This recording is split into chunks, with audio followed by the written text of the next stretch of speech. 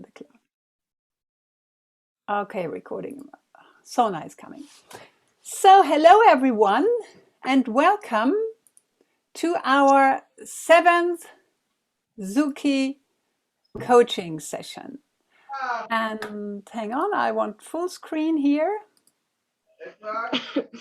And Claudia or Sabine, can you be as a co-host now the one to let people enter when they ring the bell? Okay, thank you. Okay, folks, so as usual, hang on, I have to put this here. As usual, I would like to welcome you to our session with our well-known photograph. And today, thank you, Ratu Azad, for this lovely, empowering quote. You need to understand that life is not what you are given. It is what you create, what you overcome, and what you achieve that makes it beautiful. Mm-hmm. I really like that, and I hope that today's session will be a contribution to helping you achieve whatever makes your life beautiful. Okay, so now let's come down to business and to our agenda for today. 4 points waiting for us. Number 1, Claudia is going to welcome our guest, PA. She will explain what PA stands for, or Peter Straubinger. Next, we will turn to the discussion of your homework questions, and we do hope you have all brought along your papers where you have written down your answers and discussed them with yourself first. Next, PA or Peter is going to tell us something about the power of meditation. And last but not least, we're going to walk the talk and we're going to practice a meditation guided by PA ourselves. Okay, so much for the agenda. And I think, Claudia, now it's your turn to introduce our guest. And I hand over to you, Claudia. Mm-hmm. So hello everybody, we are very glad seeing you again after quite a long time. I think 3 weeks ago we had our last session. And to Claudia, you here? Mm-hmm. I think it's better if we can see you as the speaker, and then I feel when it's time to turn to the slide again. Is that okay? Or shall I leave the slides on all the time? No, we can just have a short introduction, yes. And then when we come to PA's life, we can work with the slides. Yes. And thank you very much for PA for joining us. Thanks for the invitation. Yes. So PA is standing for Peter Arthur, and you were a ZUKI sponsor for many years. I think like 13 years. It was we are working together. PA is a journalist. He's working at my radio station, a specialist of films. He is a film producer and an author. And I remember very well when I was, we were sharing the desk nearly. We were desk to desk at the radio station. And I was talking about my new mission, working for the children in India. And then you said, how can I help? This was 13 years ago. And then you took also sponsorship for Kiran Singh. Yeah. So now you are a very dedicated sponsor. But now we will talk about you, your life, what you can teach our students, and also your specialist on meditation, and we want also to work on that. But starting with your life, maybe you can turn on the slides now, Lise. Yes.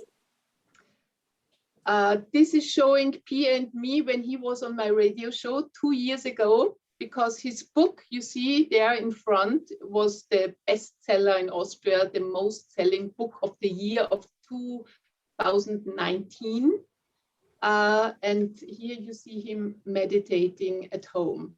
And I would like to start, with your first vision when you decided to become a filmmaker, to become a journalist.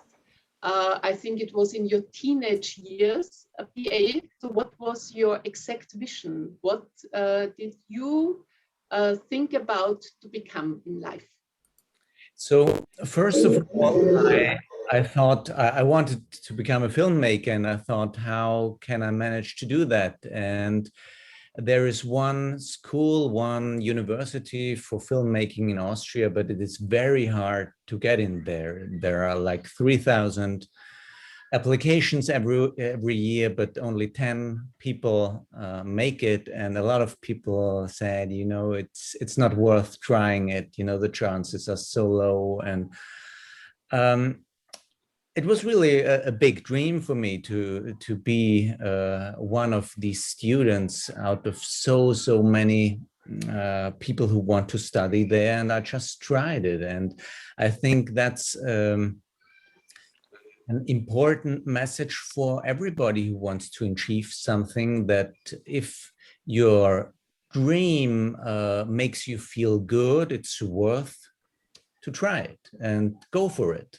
If you really want something, if the vision gives you energy, makes you joyful, then do everything you can and think, how can I manage it?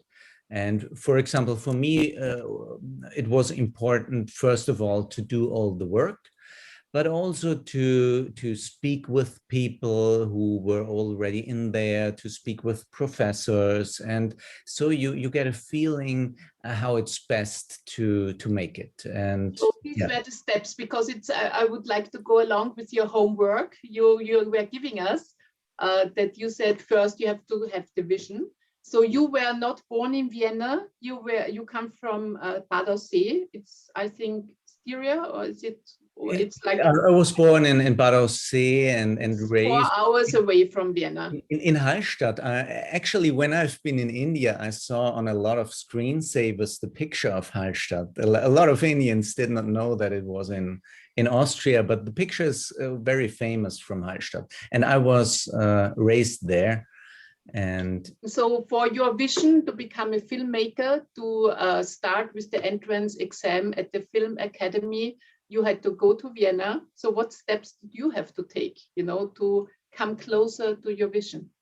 So first, it's necessary that you make a step-by-step plan. And so that's first you need to get the applications and do the work. And then you need to find out to look who can help you with this. So you always need a team. You always need a success team, people who can help you. So I asked around who knows somebody who is already in the Film Academy. And so I heard to which professor it would make sense to go and ask him. And so success is always a step-by-step ladder. So you have the big vision, and then you have to ask yourself, how will I go there and what steps are necessary? And the smaller the steps, the better, because if you have a big vision, it just seems too big. Mm-hmm. So of course, the vision is first, but then you have to see the steps, how to go there. And you always need people who help you. That's very important. And I also would like to stick to the point of this entrance exam, because many here, they are going to have some entrance exams in their colleges or some kind of exams very soon. And you said it was very difficult to go in there, to really succeed and to be one of these 10 people, privileged people who reached their goal, who could have their studies there. How did you cope with your excitement, with your fear? Maybe you were very excited and yes, when doing the exam. By then, it just was very hard. I was a person who, I mean, this was already in school. I had so much stress in school. I nearly had to vomit before exams because I was so excited. So probably that was a reason why I turned to meditation, and why meditation was so necessary for me, because I had so many problems with fear and excitement. And I remember that from being a child to now being an adult, I had I learned how to cope with my fear, and it got better and better. And I really can say that meditation is the best technique. And of course, it's always important to say, okay, what will happen when I don't manage to get the exam? And the normal answer is not too much happens, because I'm still alive, I'm still healthy, so it's not the big problem. But on the other side, it's important that you love your goal, and that you try to get the most fun and enjoyment. And when you later on, I will show you slides of very big film stars and musicians who do meditation. Because when you are on a stage, when you are in front of a camera, it's not good for your work if you are excited and if you think too much about being afraid and how it would be if you fail. So it's important that you stay in touch with the present and what you're doing, and that you enjoy what you are doing. And that's really my experience, that before the exams, I was very nervous. But when you are really in the exam, then all the nervousness and the fear disappears, because you are so concentrated on what you are doing, and then you are in the flow. And that's the most important stage, that you are just completely in harmony what you are doing, and that you are so full of energy, and then everything works out. I want to point out still 2 points, you know, in your life story that are very interesting before then we go to like concentrate on meditation, because you came to, you are working at the Hit Radio 3, our radio station I'm also working at. And I was listening to the interview we did 2 years ago, and there you told that you came there and because you created your job profile yourself. Like you were suggesting to the boss of the radio station, you need somebody who make film critics. It's not existing. So you were like creating, you were seeing a lack in the program, what was missing in the program. So you were inventing, you were very active to get your job. Can you talk about that? Because I think this is a very good example that it's not, getting a job is not just waiting, that somebody is telling you what he needs, but you can also tell somebody else what he should need to be a better company, to be a better radio station. Absolutely. I remember when I had my job interview. So I made a demo version of a film critics program. And when I had my job application with the director of Udrai, he said, you know, you seem to be very talented. Perhaps you want to be a volunteer in the summers and, you know, do some assistance work. And I said to him, you know, I made now, I had a lot of work with this show I created. So I just want to do film. I want to be a film critic and not some assistance jobs. And so, of course, he could have said, you know, that's not interesting for us. But then he thought, and he called another guy, and then he said, you know, we would need somebody to be a film critic. And so I got the job. You know, I just tried. I think it's very important that you create a vision. What do you want? What can I do best? It's not good to live somebody else's life and do somebody else's job. You need to see, what can I do best? And And find a company who might need it, or like convince the people that they need it. Exactly, because I think everybody is a genius, but not everybody is a genius in the same field. Mm-hmm. So you need to find the place where you are the genius, and somebody will need that. That's I'm convinced of that, because God or the universe created every one of us with very special talents.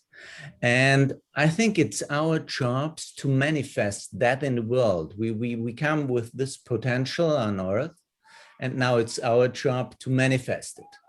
Mm-hmm. And everybody can do that. And of course, first is always the vision, but wishes only come if it's already in you. And Walt Disney said, if you can dream it, you can do it.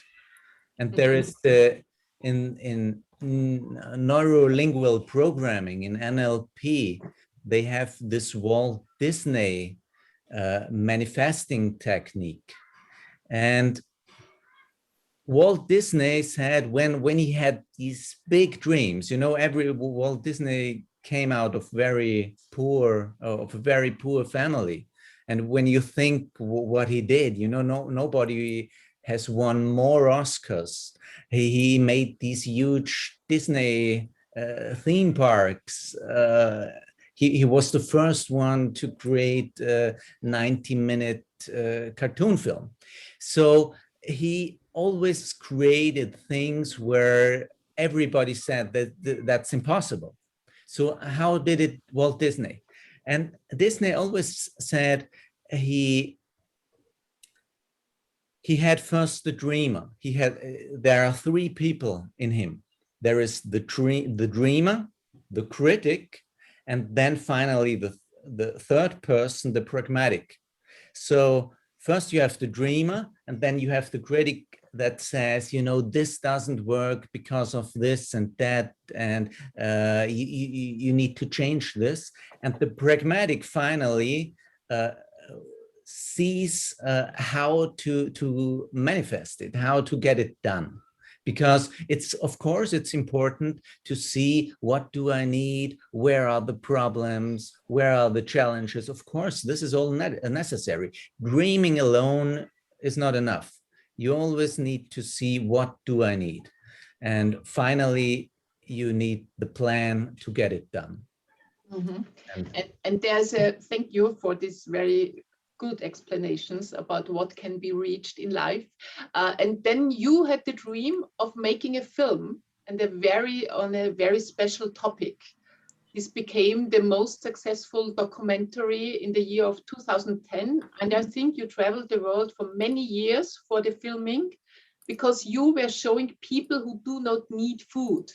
It's the title was, In the Beginning, There Was Light.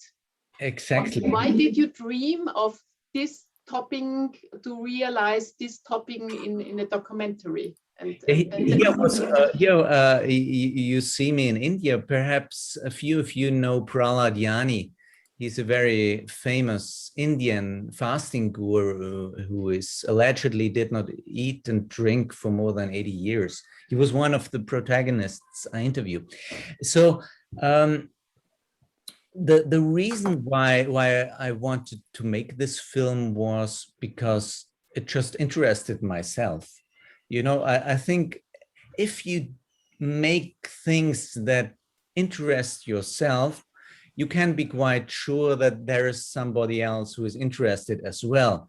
But at first, not necessarily people say this is a good stuff. I remember when I told colleagues that I want to make a film about people who do not eat and drink, they said, "Are you crazy? Nobody will watch this nonsense."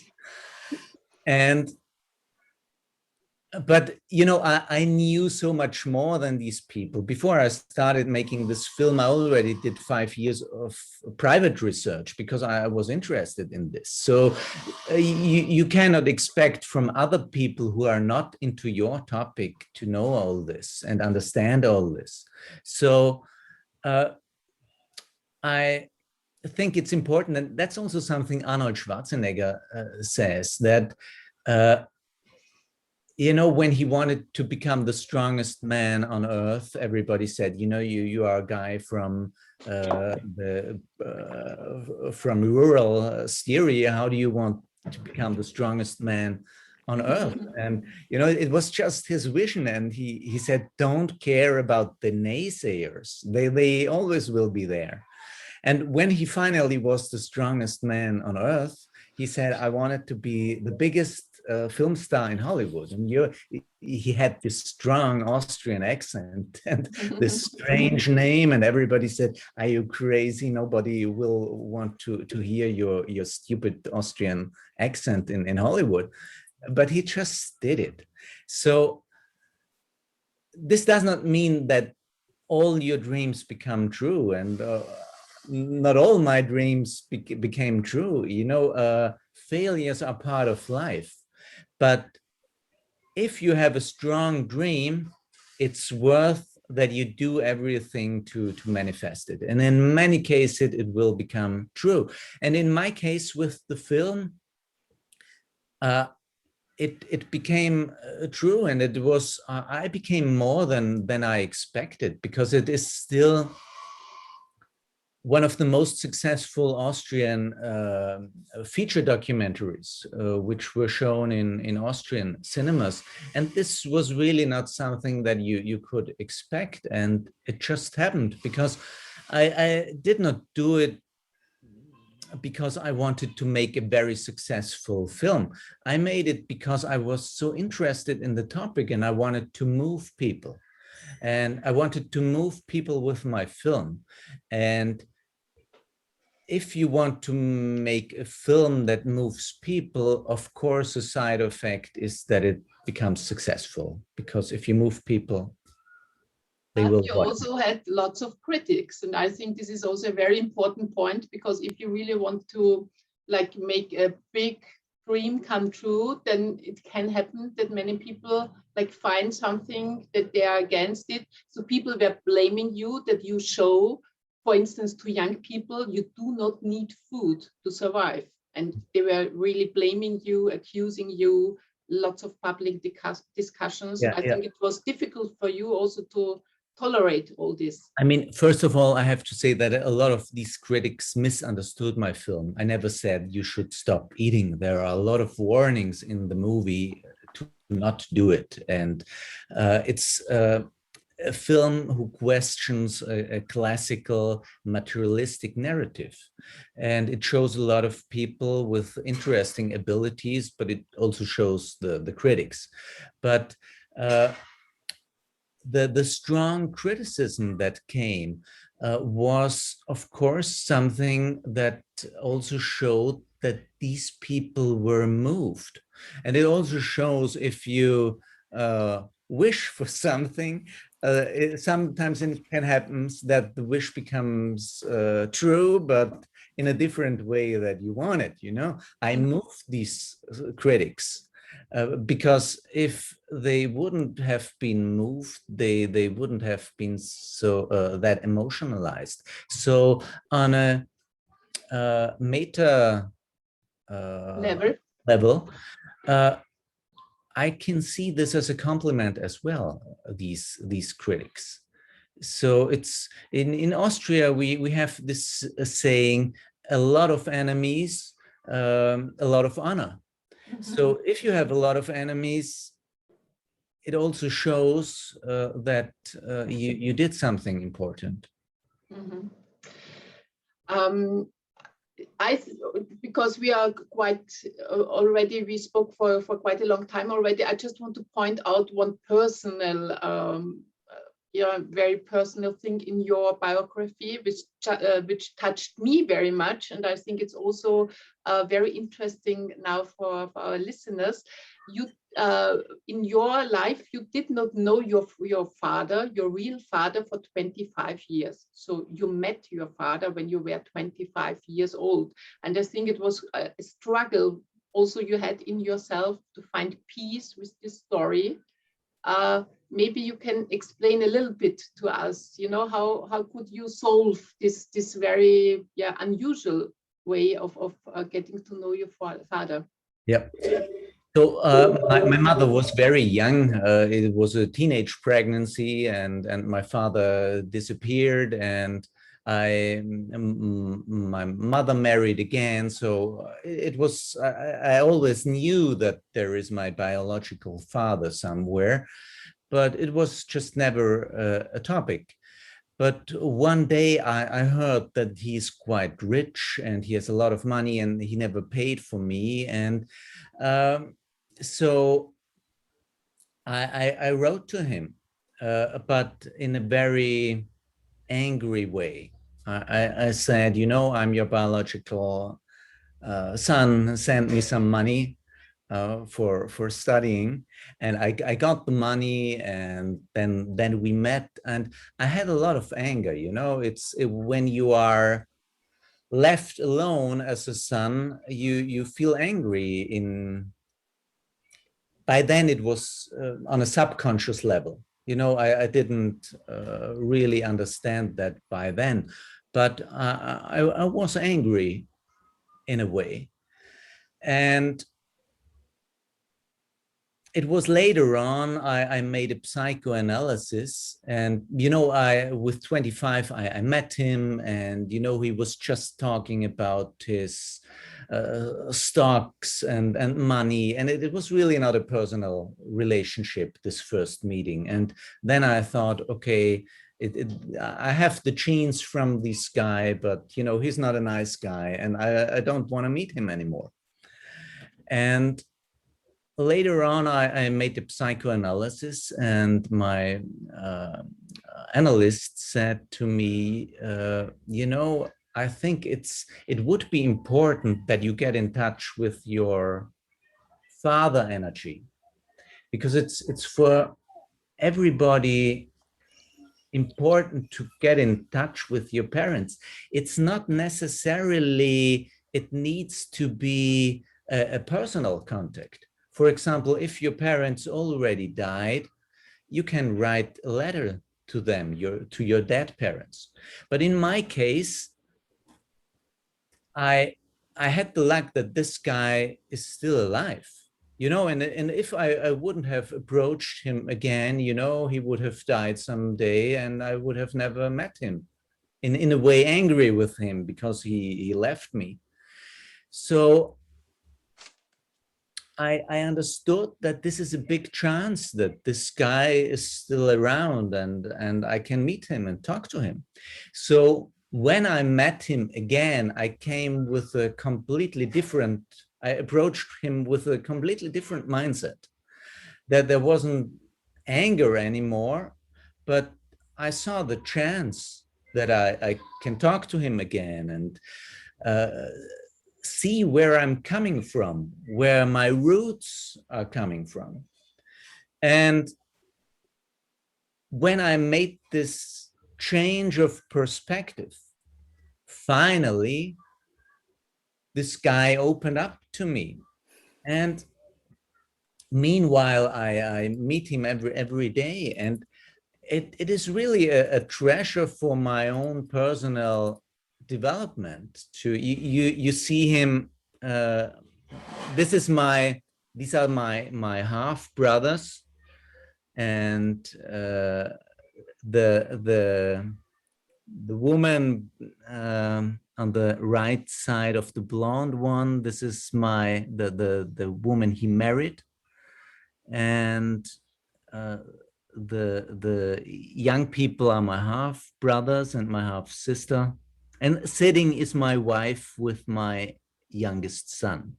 So meanwhile, I meet him every year, and it was for my individuation, it was very important to meet him. And I think it gave me a lot of strength. But first, to get in contact with your roots, it's important that you make peace with your parents, because it's important to understand that everybody does the best he can do. And my father, when he was very young as well, and when he left me, and he just had no other choice. He did the best he can do. And on a very pragmatic level, it just does not make sense to be angry with your parents. You know, perhaps they made mistakes, but everybody makes mistakes, and no matter what, they are your parents. It's your roots. And so it's very important that you make peace with your own roots, because this gives you strength. Because if a tree doesn't have peace with his roots, he won't have a strong stand. So I think this was very important for me.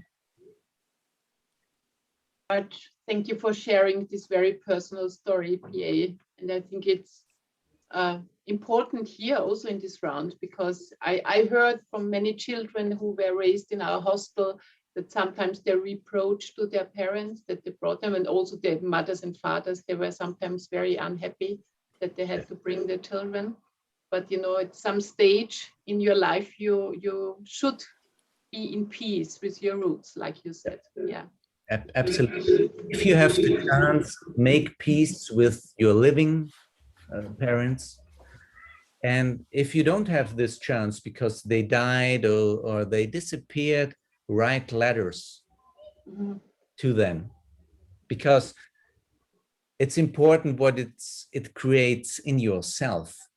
If you forgive, it's first of all good for yourself, and second for the other person you forgive. Yes. Okay, so thank you very much for giving us this short insight of your very exciting life. And now I think we will come to the main topic of our session today, to the meditation. But before, we said, PA, that we want to go through the homeworks. I think we should ask 2 or 3 people to tell us the answers. Is this okay for you to ask somebody? Absolutely. Yeah. Because we want to follow the steps you are thinking of, you know, having the vision, having the goal, and then how to get there. So who would like to share the answers of the homework? Maybe we see there also the family of PA, because maybe this is now it was from my visit in your place, your 2 boys now, your wife. Yeah. So you have peace with your parents and you have a happy marriage. You're a very happy father from what I know. And maybe this here? Yes, and this is the best-selling book about fasting you made. You were writing with 2 other authors. They all are ZUKI sponsors now. And Claudia did the presentation. Yes. And we see when we won the golden and the platinum book for the best-selling book of the year. Yes, amazing that it was selling like 50,000 pieces. It is huge for Austria. It's a huge, huge number. Yeah, meanwhile, it's 70,000. My God. Yeah. Congratulations. Mm-hmm. So, and now you are also, you know, you work with me on the radio station. You have your movie minute. We were talking about that. This was the idea you gave to the radio boss, like in the year of 1993. And you were creating a brand. It's called the Movie Minute. So you are every week, you are giving some film critics on the radio. But besides, you are also a speaker for meditation and for fasting. You go to special places and have seminars there. So, but this we talk about later. And we would like to discuss the homework before to see, you know, what your ideas were on, like the visions you want to reach, the goals, and how to get there. So who would like to share the answers with us? Is there any volunteer here? Yes, Azad, Raju, tell us. Tell us. Thank you for, you know, giving us the opportunity for listening to your ideas. And we are very curious. First of all, thanks for giving us and joining us, our special guest, and for sharing your life story. It was really an emotional life story, a success story. I would like to ask some question after I finish my manifest, all the topics. Okay, yes, I forgot about the questions. Yes. Yeah. First of all, my dream, and really I want to explore the entire world, because I believe that if I roam in the entire world, I will get lots of information, knowledge, and also I can learn lots of subjective questions or topics which are interconnected to my subject. So like I am going to become a electrical engineer very soon. So I just don't want to get a certificate from my college and that's it. I want to ensure and gain more knowledge, and I want to learn more. And I think that if I roam entire world, I can get lots of information and knowledge. And for this, I have made a small chart. What are the things I need to practice or do in order to be success or reach towards the success? First of all, I need to make a clear-cut picture. I have to make a picture that this is the position I have to be one day. So what are the steps or what are the following ways I can reach to my goal? First of all, I have to prepare myself that yes, I have to do this and I have to reach to goal. But by saying all this, it doesn't happen. We have to work for that. So it comes work hard. Then we have to believe in ourselves. Yes, we have to do and we can do. There will be a more barrier, more obstacle in our life, but that doesn't mean that we have to put ourselves as a loser or as a... Just one thing. I think it's also important how you speak to yourself. So it's often better, instead of saying, I have to do this, I want to do this, because things we have to do make pressure on ourselves. We have so much pressure in everyday life. So when you speak with yourself, it's often good to say, I want to do this. Then I have to do it, because you don't have to do it.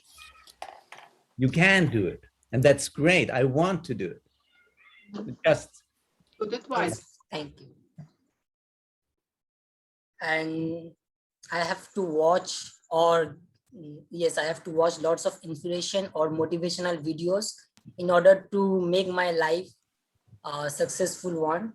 And the last on the list is I have to watch or read a successful stories. So these are the steps. And I think, Luisa, maybe you can show this with the questions who were in the homework.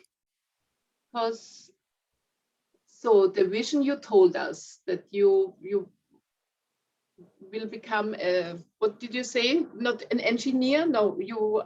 What is your vision exactly, Azad? Yes, my vision is to gain a vast of knowledge on my subject. Like for electrical engineer, there are electrical engineer. Yes, it's a big stream and a big department, and I want to learn each and everything. Although it's not possible, but I have to get at least maximum of knowledge, whatever possible I can get. Okay. So I think, Claudia, I think it's important, the why. You know, why do you want to do this? So just getting a high rank in a company or earn a lot of money or something like this. These are, of course, goals, but it's always the question, why is this goal so great for me? So make this picture, this vision as colorful as possible. For example, I think, Claudia, in your podcast, there was once a big startup founder in Austria, and he said when he is in his mid-30s, he wants this beautiful car. And he saw this car in front of him, and this picture gave him so much power to earn this money. So what I want to say is that just saying I want this position or I want so much money, it's very dry and not very empowering. So your vision should be give you power. You know, I don't want to judge. Perhaps you already see how you will be an engineer and how this works. It's just the input that your vision should be really colorful. And there should not be a lot of I have to, but I want to, because it's so colorful and so beautiful. And I want this. Yes. Do you understand? Because when we were talking about success the other day, we also talked about, you know, some of you said, oh, then I could have a house of my own and I can help my mother. And it was more of this big picture, you know, how you would feel then when you have reached it. And I think this you want to see. And what do you, because gaining a lot of knowledge is of course important to be a good engineer, but it you also should see perhaps what do you want to do as an engineer? Why is it so important to get this knowledge? Because it's more like to have this knowledge is the first thing, but important is what do you do with this knowledge? What do you want to achieve with this knowledge? Do you already see what you will do as an engineer with this knowledge? Because this picture will give you strength and joy. Yes, the thing is that I want to get all this knowledge because I want that when I die, something or some part of my walk, some like I do some walk or like I make something which will be remain forever, and people can know that this is the thing which is made by him. Yeah. Doesn't matter if I stay or if I die. That's I want beautiful. that my name should be forever in the world. Yeah, that's beautiful. Yeah. And moreover, I want to share my knowledge, the one who really needs or the one who want to knows, because these are very difficult tasks or very difficult way to gain all the knowledge.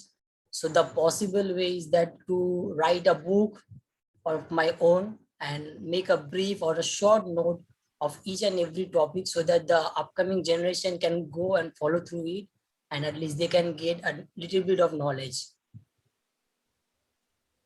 And I think a very good and important question in our homework was the thoughts you have that, was heißt das, behindern? That are blocking. Stop you, yeah. Or stop you? Prevent you reaching your dreams.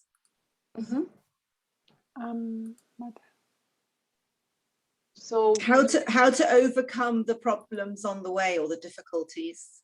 Yes, but there was you had the formulation where I'm looking for it, but I can't find it. You had it. You just okay. It was before. Helpful thoughts. I think yes. Which thinking patterns stop you from the execution of your plan? Maybe we can make a round on this topic, because I think so a short round. Everybody tells, you know, what is your thinking patterns? Did you write down which thoughts are stopping you somehow, so that everybody is involved? Is this possible? Karobi, can we start with you? Did you write it down? What thinking is not so productive, not so positive? Hello? Yes. Hello? Yeah. And can you tell me again?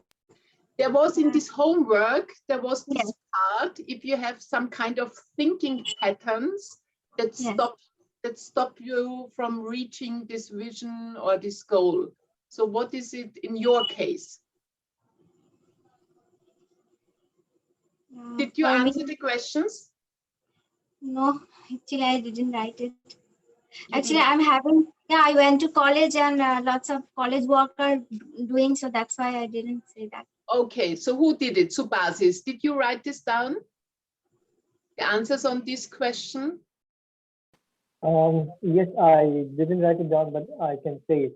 I've Yes. written the other thing, not this one, because it is a small one. So, excuse me, I Yes. did not understand. So what did you think? What is preventing you for you know, making your vision come true? Actually, like I have done my college, like the first year of my college during this pandemic.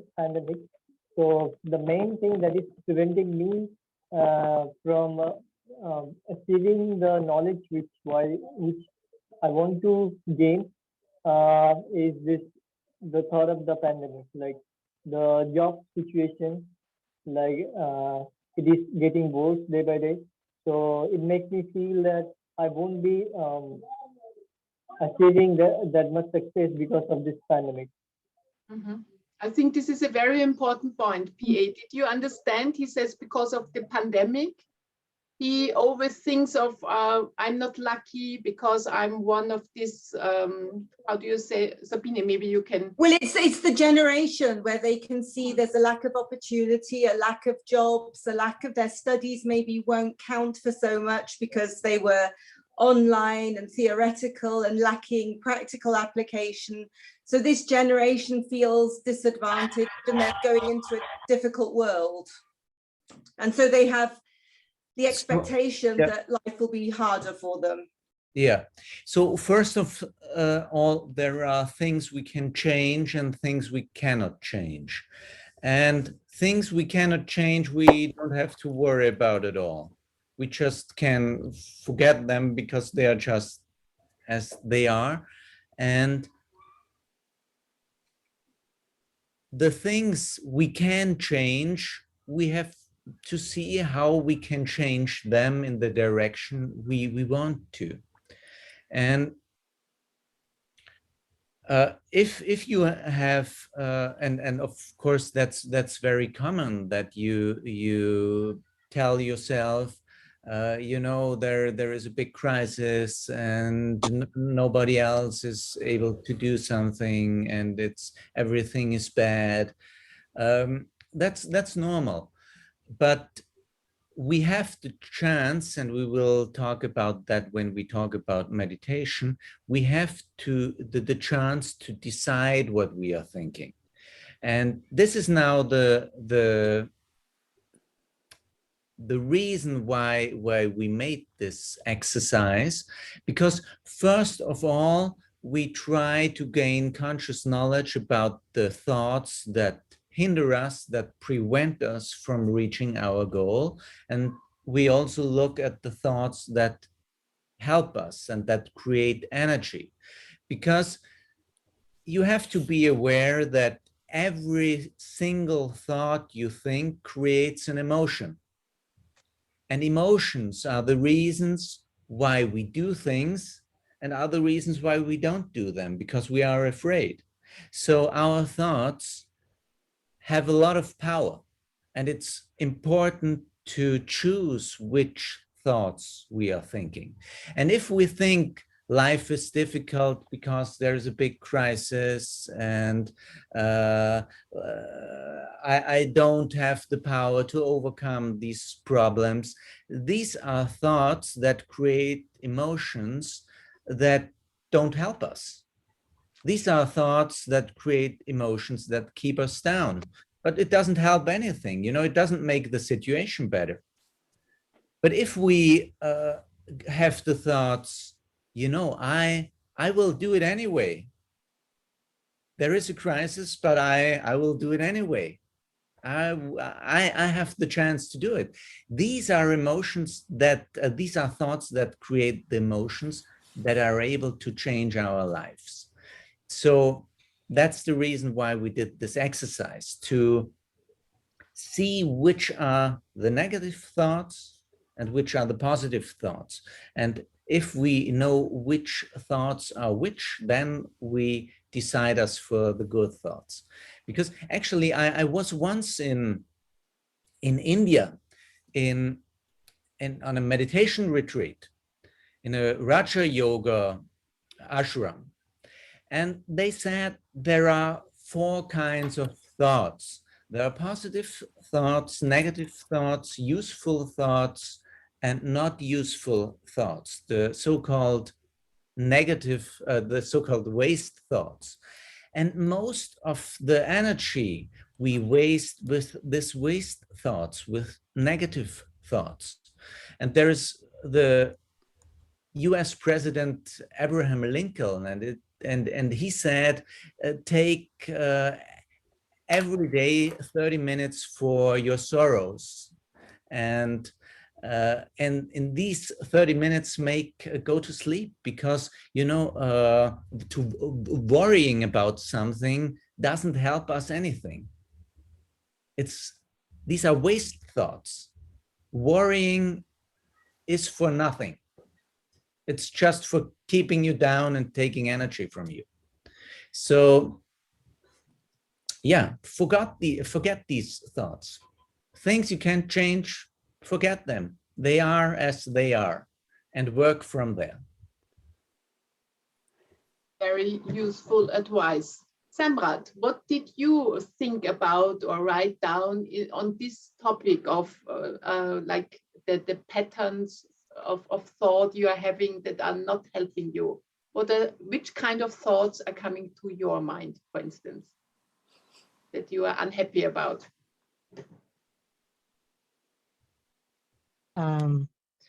My obstacle is my own thoughts, because most of the time I think negative things of becoming something, means fear of becoming something, means I think something to, if I think something to make goods, then after that I think that it is not for me, means I don't have that potential to think, means I overthink too much, means. So you are worrying too much, you think, or you are not Yes. self-confident. Because when we talked about the video, for instance, like some weeks ago, everybody was making, you told me I don't know if I have any strength, if there's anything positive in my characteristics. So PA, what is your advice if somebody has a lack of confidence, for instance, and doesn't trust in himself? So that what I said before, that there is a reason why you are on earth, why God or the universe put you on this earth. There is a reason. And you are the one who has to find out what is your strength. Everybody has a superpower. And it's your job to find out which is your superpower, but there is one there. And the superpower can also mean, because everybody thinks it must be something really special, but if you're a good son, for instance, if you're loving your family, your mother, if you can care for others, or if you make beautiful music or whatever, there are millions of talents. So this but it always corresponds with your wishes. If you, and it's not earn a lot of money, this is not a real wish, because there has to be what do I want to do with this money? Then you see what's behind it. Mm-hmm. It's because many rich people are not happy. That's not a real wish, because you never can get enough money, you can never get enough power, you can never get enough fame, because it depends what are you doing with the money, what are you doing with the power, how do you get the fame? These are the important questions, and there you can find out what do I want, what do I really want, and what is my power, my superpower. Because somebody, for instance, you want to become you want to go into research, you want to study biochemistry, in die Forschung Yes. gehen. So this will be a benefit for many people, you know, if you find, for instance, medicine or a vaccination against something or something small that helps people to heal or to have less pain.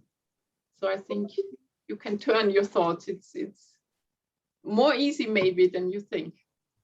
And Jagat, you are so much into your studies of IT. Do you also Yes. have sometimes destructive thoughts? Yes, yes.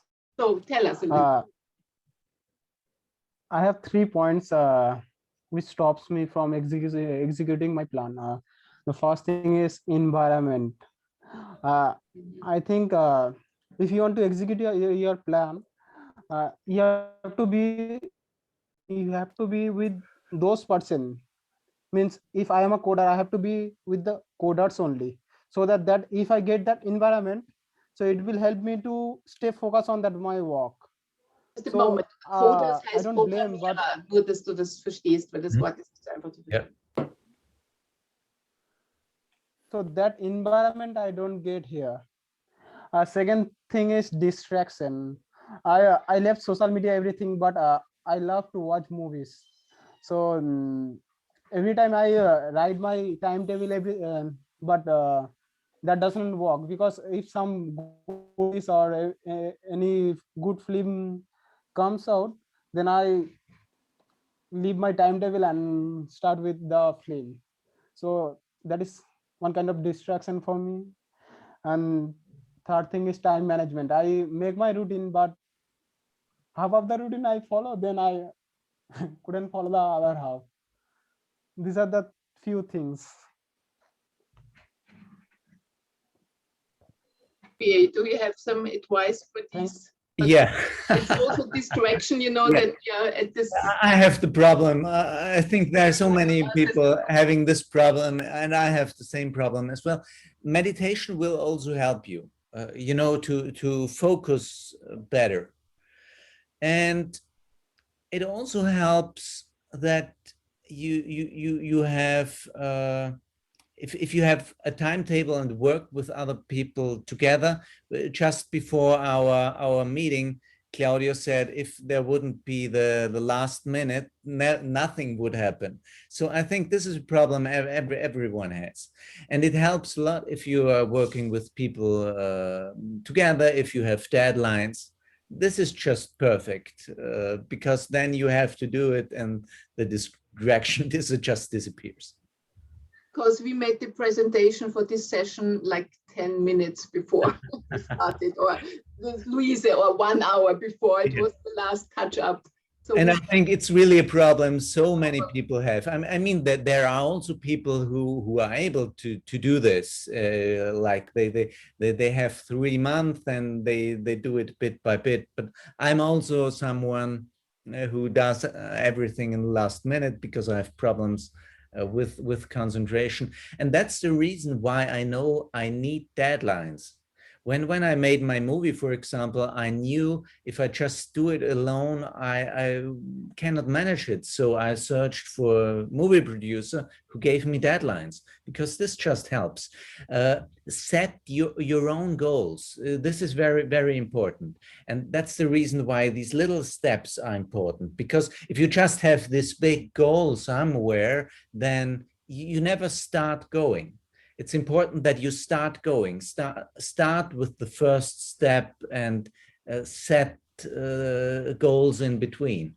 And because then you have a lot of little deadlines and a lot of little last minutes, and that keeps you going.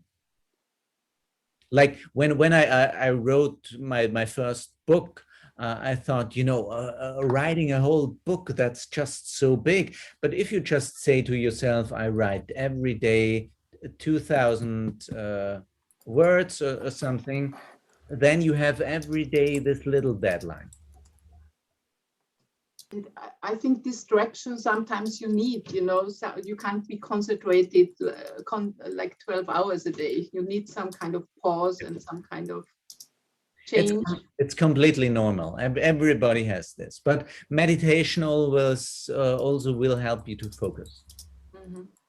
So should we ask one more maybe about his the thoughts that are not really helping? Like Surcho, what about you? Did you think about this question? Are you still here? Yes. Did you also think about, you know, what prevents you from reaching whatever you want to reach? Surcho? Connection, we don't understand.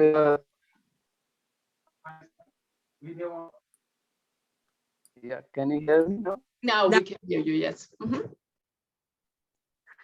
Yeah, the main problem is that I can catch up with any particular things, like if I'm working for a video or if I'm learning new things, I get it very quickly, but it's maybe because of lack of concentration that I don't continue it for further, and then I leave it, then again I go for another thing. So this is the problem for me. So it's again not to stick on one thing, but do some other things that are more, I don't know, that you like more. It's very human, isn't it? That you Yeah. It's like going to the fridge and look if there's anything inside. It's completely normal, and so that's what I said before. It's important to commit yourself. To commit yourself, and other people help you with this, committing yourself. If you make an application for somewhere, then you have to do something. But it's always, you need to make a first step and commit yourself, and then you have to do the work. And then there is this deadline and the last minute, and so it helps. That's why you wrote about the helpful people. You should try to find helpful people. Yeah, exactly. You need your success team. So who, like Sabina? Is Sabina still here? Sabina? No, Sabina has just entered, Claudia. And talking of deadlines, yes, we should go to the meditation part. Yes, and because there's still the presentation of PA waiting to be told, and then the meditation. Yeah. Okay. So, PA, is it okay for you if I now share your presentation? So, okay. The first slide we see, it's a lot of famous people, and every one of these famous people, probably you know a lot of them: Madonna, Tom Hanks, Arnold Schwarzenegger, very interesting. Every one of these people is meditating. And why are they meditating? We shared it before, because these people, they have stress like you have. They have the fear of being not successful, the fear of making it all wrong, the fear of not being worthy. And especially if you are an actor or if you are on stage, it's necessary that you lose your fear, because you need to be in the moment, you need to be in the present, you have to be very relaxed if you are in front of the camera. So all of these people are meditating. And I want to show you now a short film where some of these famous Hollywood stars talk why they are meditating.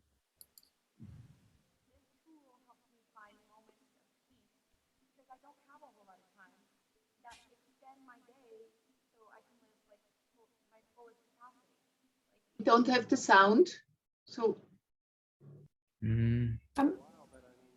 Luise, den Ton kriegen wir nicht, oder? Ihr hört den Ton nicht? Nein. Oh. Hatten wir schon mal. Vielleicht, weil ich den, warte, ich probiere es noch einmal, wenn ich den... Wenn es laut aufdrehst vielleicht, ja. Warte jetzt mal, ich werde einfach ganz laut und dann probieren wir es jetzt noch einmal. Warte. It's being picked up by everybody. It's being understood as something more than some kind of religious nutty thing. It's a system of teaching yourself how to get into a state of relaxation that affects your entire life.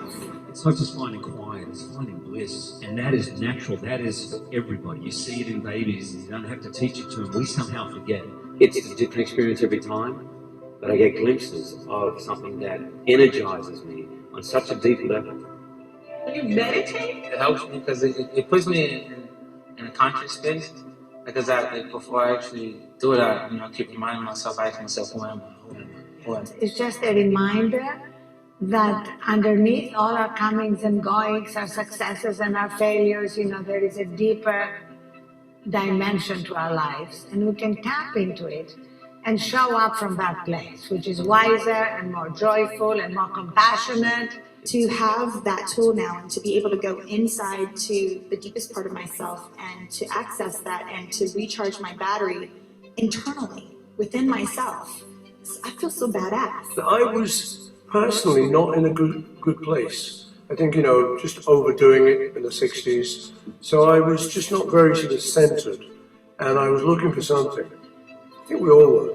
I was very impressed by the people that I learned that they did TM, and I was like, well, they're interesting people, and there must be something to it. And I thought, I'll try this, even though I'm not good at meditating. It is the only time I have that stillness. It's the only way I've ever been able to sit long enough that I open my eyes and I'm sad that it's 20 minutes later. It's like a kickstart for your day. It just centers you, and your stress levels are just down, and you find yourself interacting in the world much easier and better, and in a calmer way. And there's just a peaceful joy that sort of comes over. It allows you to be a good giver. And again, good givers are great getters. This tool helps me find moments. So the last one we saw, probably you knew a lot of these stars. The last one was Russell Simmons, very successful Hollywood music producer who produces Justin Bieber and Rihanna. And what he said in the end is very important. He said, if you meditate, you become a good giver, and good givers are good getters. So meditation creates, it makes you full. It makes you full of energy, and you also can give this energy, and then you get back. And if you look at very successful entrepreneurs, then you see that also a lot of these people meditate, like Steve Jobs, for example. Steve Jobs did Zen meditation, and he said every good idea he had, like creating the iPhone, happened in the meditation, because meditation brings you in contact with your subconsciousness, and you never can create genius ideas out of your conscious mind, because in your conscious mind you only Because I don't have a whole lot of time. Sorry. In your conscious mind you only have things you already know, and by recombining these things, never something really groundbreaking happens. It always comes from your subconsciousness. So can we have the next slide?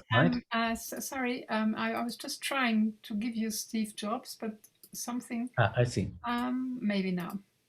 Yes. Yeah, here we have Steve Jobs. He says, if you just sit and observe, there is room to hear more subtle things.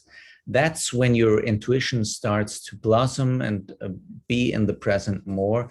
You see so much more than you could see before. It's a discipline. You have to practice it. So meditation allows you to get in contact with a space you cannot see consciously. But it's a discipline, you have to practice it. So that's, can we see the next slide? So this is meditation. Meditation is also mindfulness, called mindfulness training. And what is mindfulness? Mindfulness actually is very, very simple. Mindfulness is the intentional directing of attention towards the present experience, but without judging your perception. This actually sounds very simple. Can we see the next slide? Yes. It's actually very simple, but why is it so difficult? Because we have so many thoughts. We have every day between 30,000 and 100,000 thoughts. It's very difficult to say because some thoughts are pre-conscious, so we do not even realize really these thoughts, but every thought, as I said before, creates an emotion. And emotions are the reasons for our actions because they create euphoria that I want to do something, or they create fear and then I don't do it. Actions again create emotions, and emotions create thoughts. And so there are created circles that either empower us or they make us weaker. When people are becoming depressive, for example, these are these thought emotion circles, and they can go up or they can get down. There is a very famous author, Eckhart Tolle. He wrote this book, The Power of Now. He says that our past and our future are creations of our mind. The only reality is the now. We can change reality only now.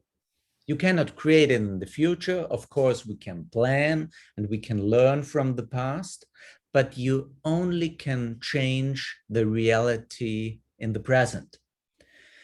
And he also says our thoughts are like a mental illness, because most people identify themselves with their own thoughts so much that they think that they are their thoughts, they are their emotions.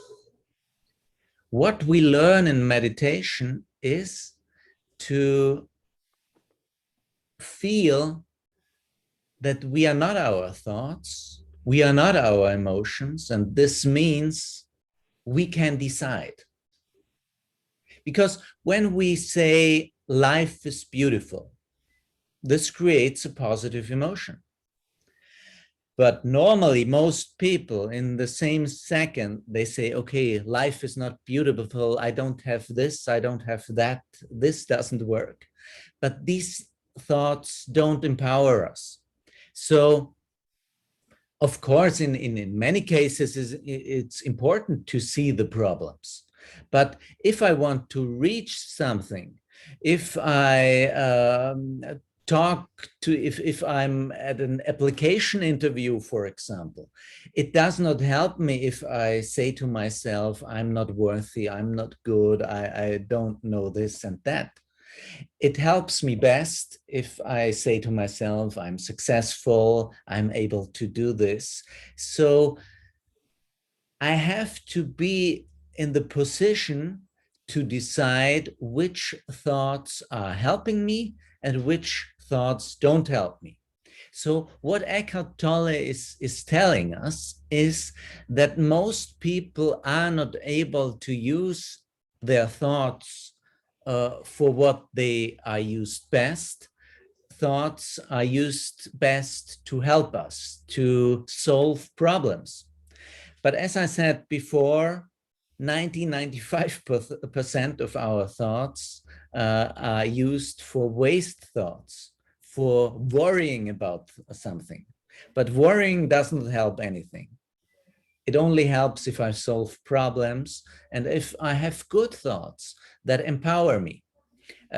Can we see the next slide? Okay, yes. So in India, because first we have to say the oldest written tradition of meditation we have in India. So you are in the country with the longest tradition of meditation. You know, actually, it's funny that I'm talking to you about meditation because you are in the country that has the longest tradition of meditation. And in India, they also say that we can see our thoughts like a horse. You know, the horse can carry us through life and bring us from one place to another much quicker than by foot. But it's important that I have to be able to show the horse the direction. And can we go back to the picture? Yes. So in this case, the rider doesn't tell the horse where to go, but the horse tells the rider where to go. And this is what happens with most people, because the thoughts are just doing what they want. They create negative emotions, they create useless emotions, and they use up a lot of energy that doesn't help the rider. So in the next slide, it's when we go to the next slide, we have to be in the, how do you call the place where you sit on the horse? Saddle. The horseback. Saddle. The saddle. So we need to go back in the saddle. And finally, on the next slide, we have to gain mastery of our thoughts and emotion, so that our thoughts are used for problem solving and that our emotions empower us and not drag us down. So how do we do this? Let's show the next slide. So what the meditation does is that it helps us with meditation techniques, with mindfulness techniques, to center us in the present. What we learn in meditation is to get in contact with this level of our being where it's always calm and peaceful. This is the level of our inner viewer. If we, and this is what Steve Jobs also tells us, when we get in contact with our inner viewer, then we can observe our thoughts, we can observe our emotions, and then we are able to make a distinction between the thoughts and the emotions and our inner being. And this is the most important effect of meditation. This sounds now very abstract, but when you do meditation, it's not about thinking or not thinking. It is about experiencing this level of your inner self where it's always peaceful and calm. Because what you experience on the outside is something you can view from different perspectives. The worst thing you can experience on earth is pain. But most of the time we do not experience pain. It's only the fear of experiencing pain. Eckhart Tolle, for example, he describes once when he looked at two ducks fighting in the lake, and he looked at them fighting, and after stopping the fight, they just left, and then they were happy again. But when we fight as people, then we can worry for days, or we can worry for years, or get bitter our whole lives. So what he says is that it's important that we live in the present and don't carry our past a whole life with us, and don't wait for the future to come, but live in the present and if there is something to solve in the present, of course, we have to solve it. If we experience pain, then we have to look how we can get out of the pain. But it's important that this pain doesn't destroy our whole life. So, and if for example, if I have an important talk, then it's important that I am on time there and I make a good application, but it doesn't help me to think about my failures in the past, for example. If I carry my failures, my failures and my traumas and when I lost from the past to the present, then it will influence me in a bad way. So what I learn in meditation is to be completely in the present and to get the strength to dissolve thoughts that are not helpful, because you have to be aware that thoughts and emotions only can exist if you are giving them attention. And what you are experiencing in meditation is that you can direct your attention.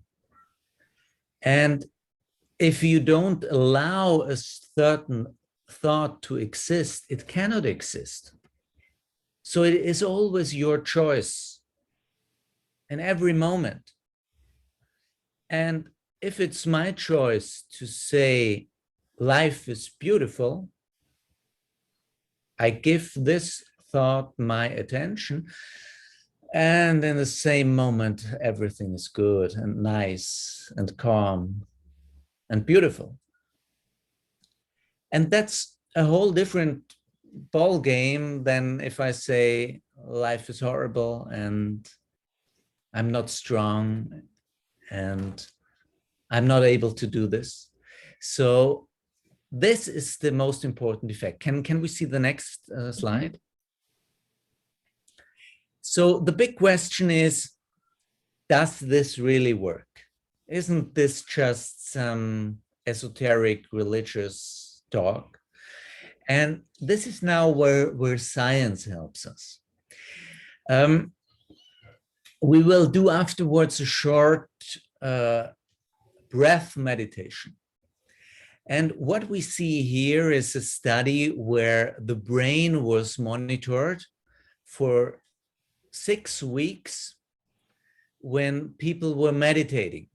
When we look at the scientists looked at the gray matter concentration in the brain, so at the gray brain cells in the left hippocampus. That's a part of the brain that is important for your memory.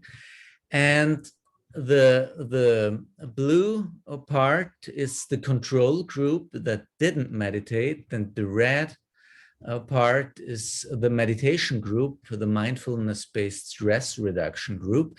And you see, after 6 weeks, we had a statistically significant effect that showed that there were a lot more brain cells in the left hippocampus than in the non-meditation groups. And actually, it's if you are going to the gym. Of course, if you are going to the gym for 6 weeks, you see your biceps and the muscle is growing, but the scientists see the brain muscles grow. And these brain muscles, what do? They are able to direct your intention. If certain thoughts are very strong, like, I'm not able to do this and I'm not able to do that, then you have the power, you have the attention muscles to push them away and to attract the positive thoughts. And this is the main effect. They saw this in other brain parts as well, like the amygdala. The amygdala is responsible for fear. So the ability to get a better memory went up, and the fear went down. Can we see the next slide, please? Here you see the symptoms like social anxiety. Here the white you see the white part is the meditation group, the gray part is aerobic, and the black one is the control group that did nothing. So you also had good effects with aerobic, because this is also kind of meditation. If you do sports, this also helps you to be in the present moment. But especially with depression and perceived stress, you had the best effects with meditation. So if you perceive stress, fear, depression, meditation is the best way to solve your problems. Can we see the next slide? So these are scientifically proven effect. By meditation, you get better concentration, better memory, high emotional intelligence, better emotional stability, better mood, better empathy, better health. I'm here not even talking about the positive physical effects on your body. There is no part of your body, soul, and mind that is not positive affected by meditation. But now we only talking about the effects on your mind and your soul. Can we see the next slide? So this is the reason why also in the corporate area, meditation is now very often used. This is Jade Meng Tan. This is the pioneer of Google search. It's a very high-ranking engineer at Google, because he pioneered mobile search. And at Google, they also always can use a third of their time for things they find interesting. And Jade Meng Tan started doing meditation, and he found out how effective it was for him. And he started the Google Meditation Academy, the Search Inside Yourself program. That's meanwhile the most successful program for Google managers. And why is it so successful? Jade Meng Tan says,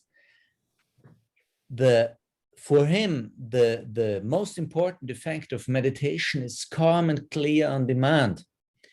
If you have in a project big problems where everybody starts to panic and everybody goes down, everything goes down and nothing works, then you need a person, the boss, who doesn't panic himself as well, but uses the thoughts for what they are here for, solving the problem.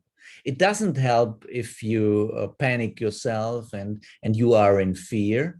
You need to be calm and demand, especially in situations where everything is horrible and everything goes down, because it doesn't help the situation.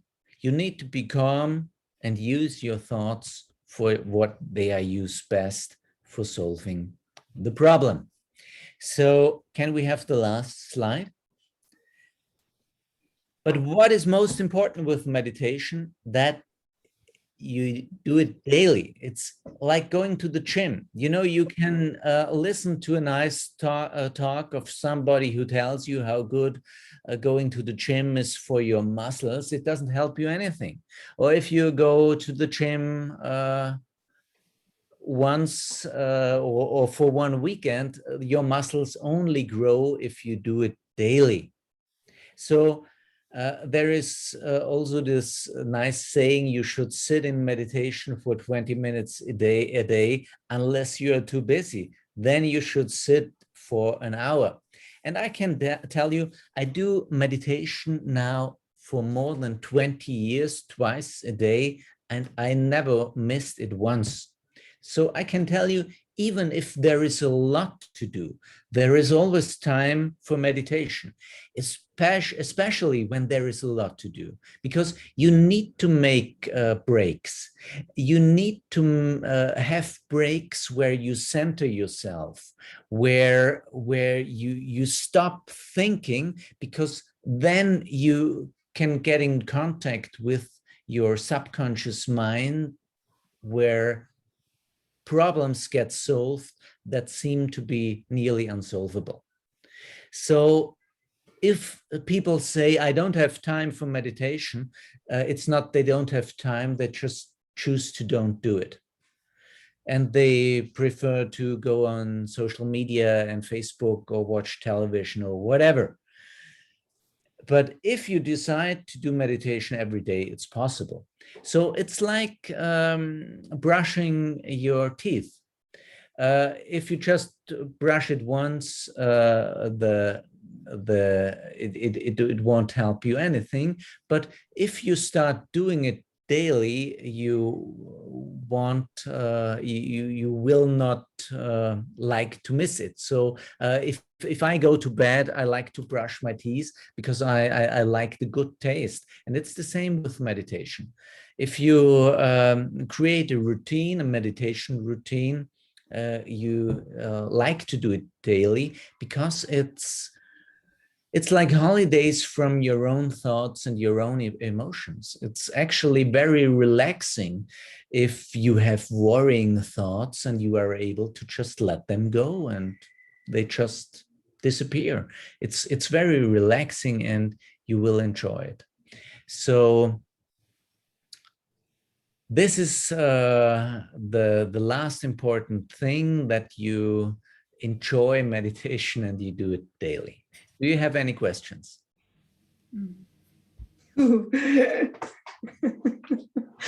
How do you start?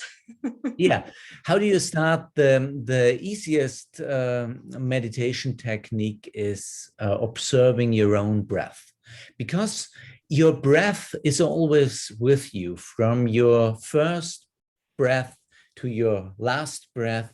Your breath is always with you, and it is always changing. So it's a very good thing to observe in the present, because when you breathe in, something is changing. You can feel like the air is going into your nostrils, and there is this short moment when breathing in is changing to breathing out, and then you feel the air going out and your belly going down, and then there is this moment where breathing out changes in breathing in. So you have something constantly that you can observe. And another important thing to say, when I started meditating, I had this ideal that I should not think. And I can tell you one thing, I'm meditating now for more than 20 years, and I never managed once to not think for 20 minutes. And there is this famous meditation teacher, John Kabat-Zinn. He says, meditation thoughts are like waves. You cannot stop them, but you can learn to surf. And that is what we are doing in meditation. So we are learning to surf on our thoughts. We are learning to use the waves to be up on them and go in the directions where we want to go. And of course, at first, when you are learning to surf, you are in the sea all the time and you are breathing in salty water and it's horrible and you think, I will never learn it. But I can say one thing for sure, everybody can meditate.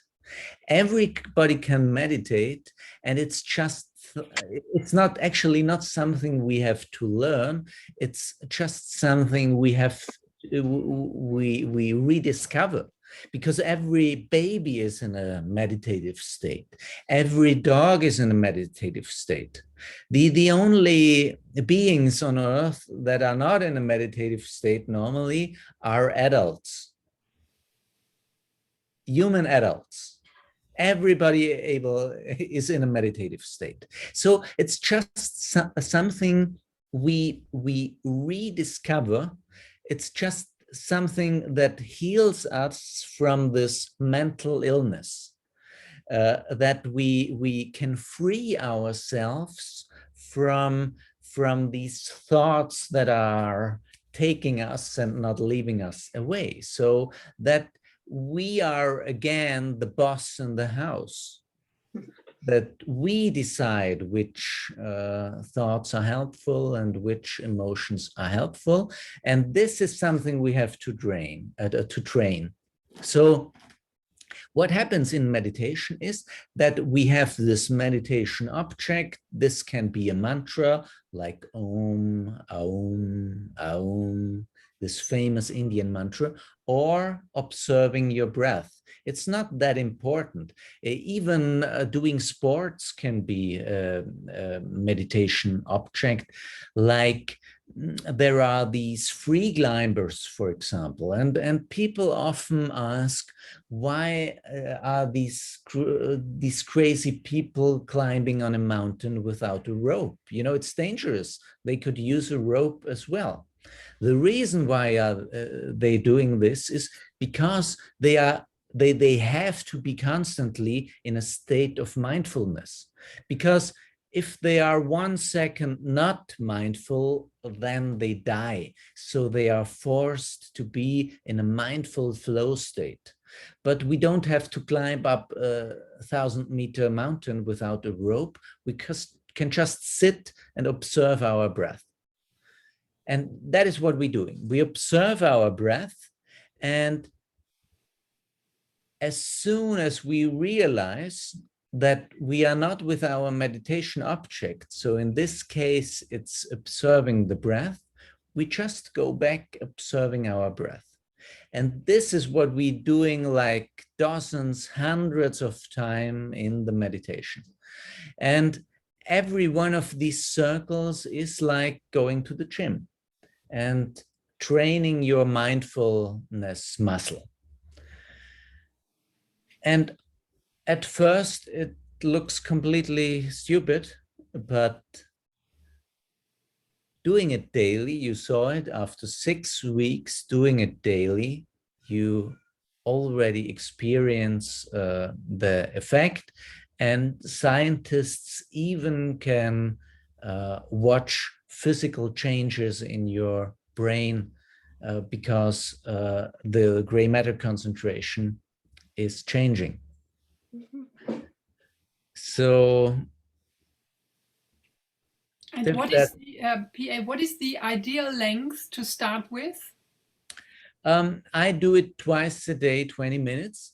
Yeah. So we can do it now for 5 minutes as well, but I would advise to do it at home twice a day for 20 minutes. I do it in the morning, right after waking up, and in the evening, 2 hours before sleeping are the ideal times for meditation. Do you set an alarm? Peter, I have a question. Yeah.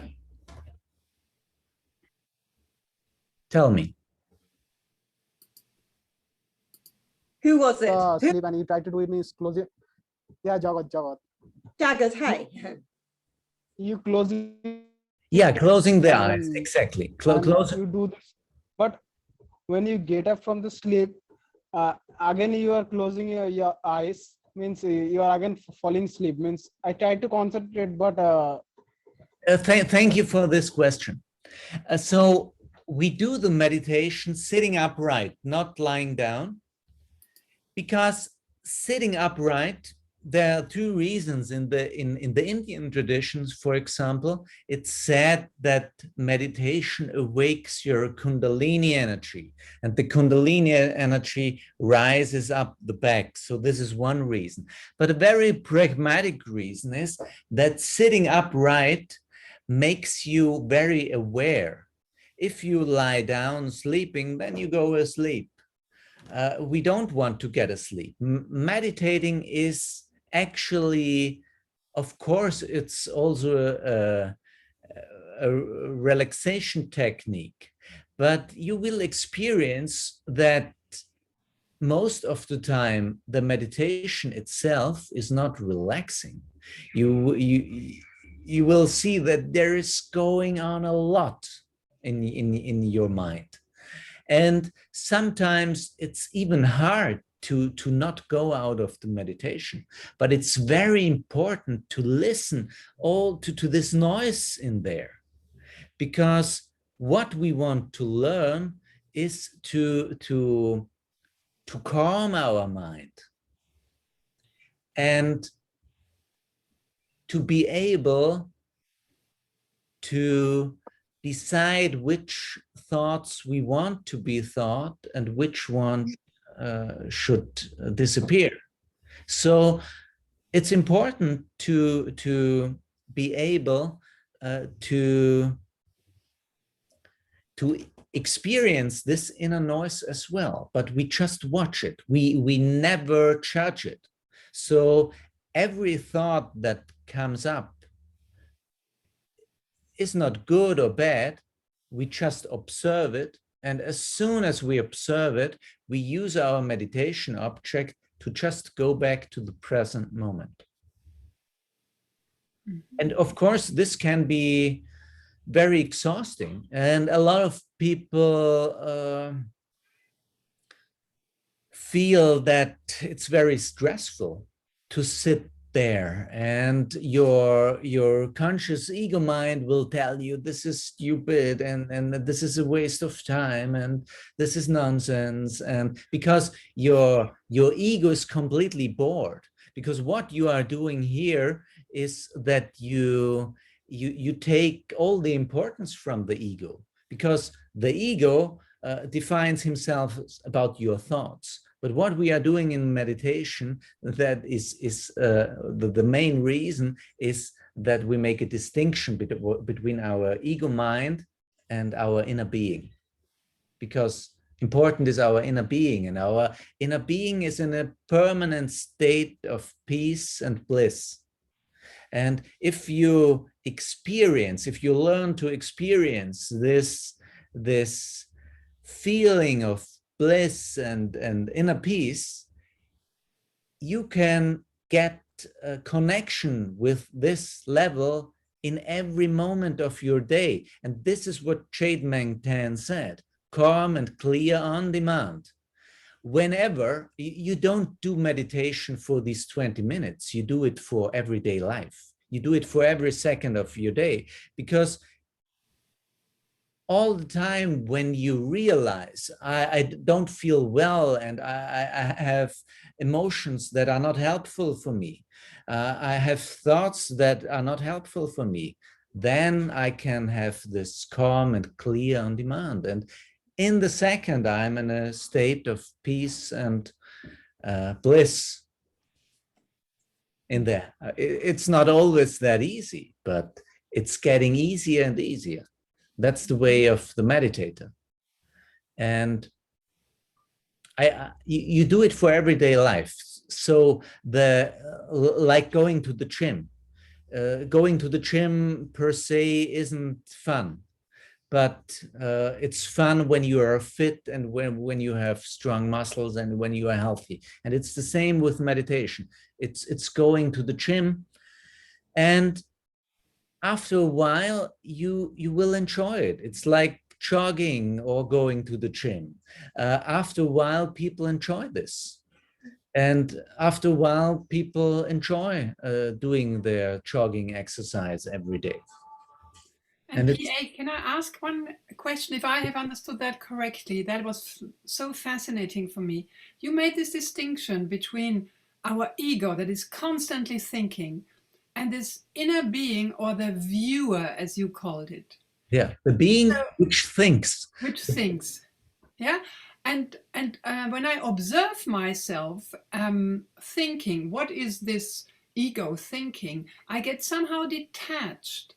Exactly. And this, because you see, the funny thing is that for 1 week I've been reading a book by Michael A. Singer, where he exactly explains what you are explaining now.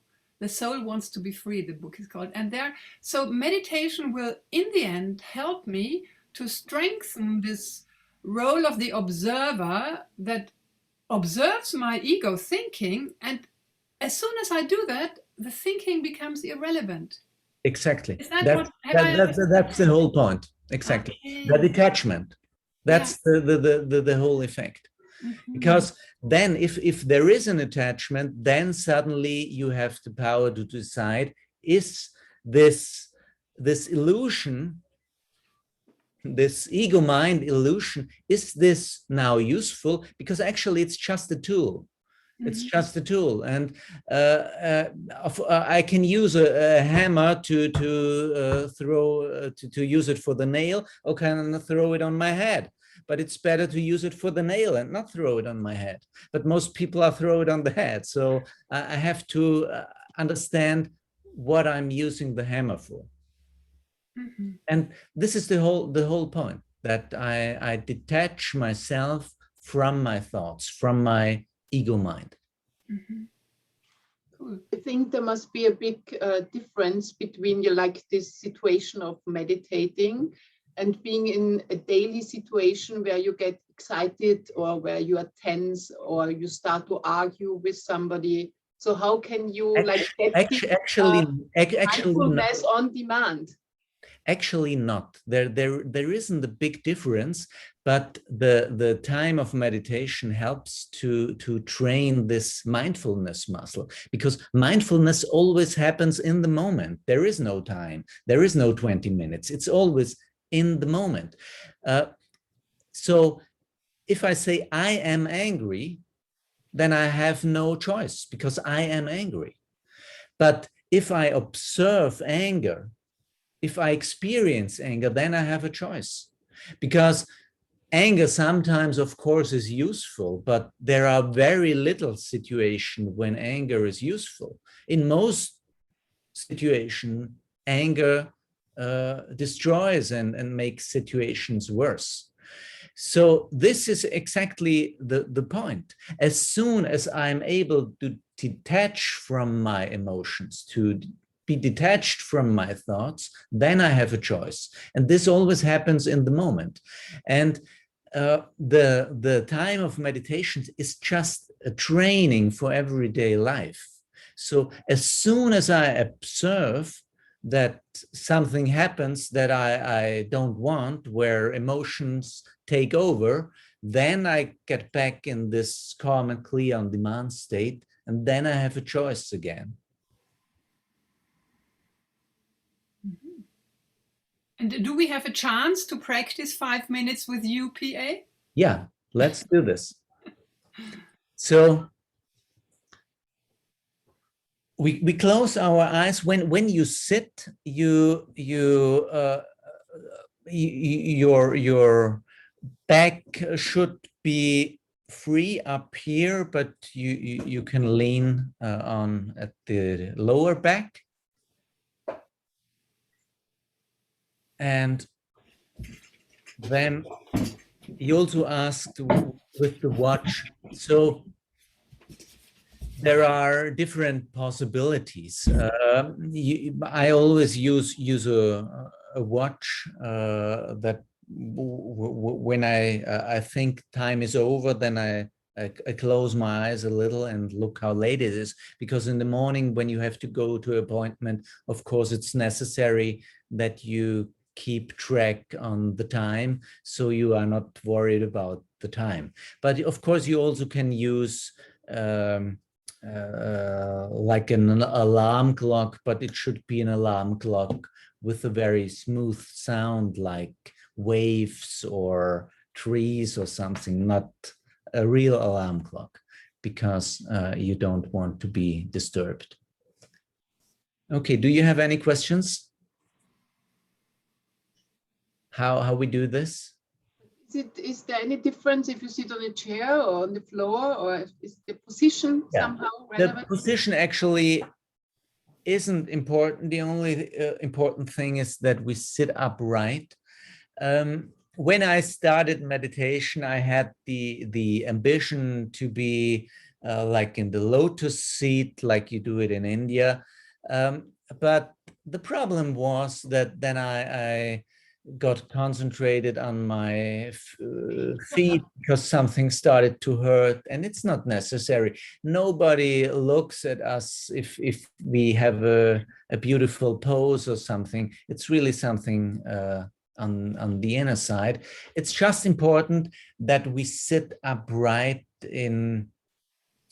because this pose also shows that we are very awake and aware of everything. Okay. Good. So we close our eyes. We take 3 deep breaths.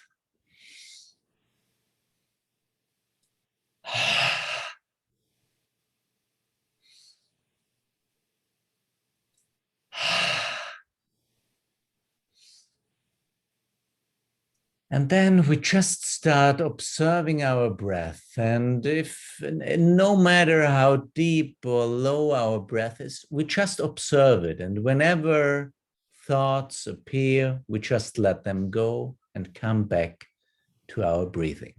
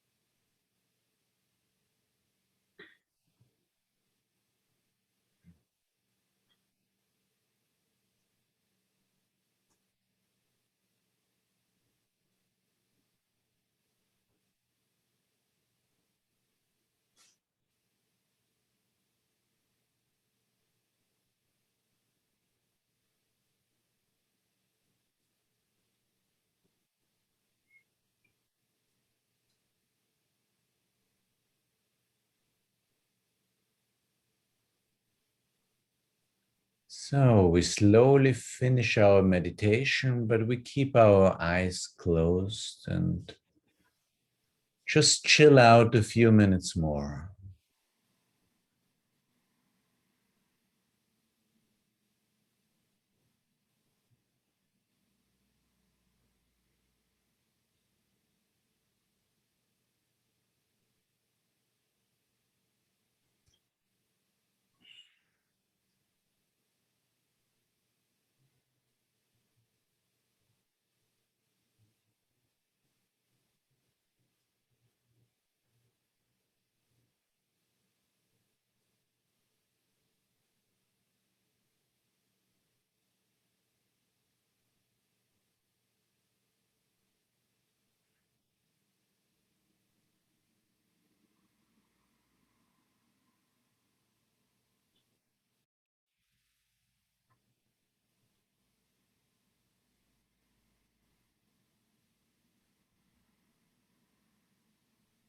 So now we can slowly open your eyes,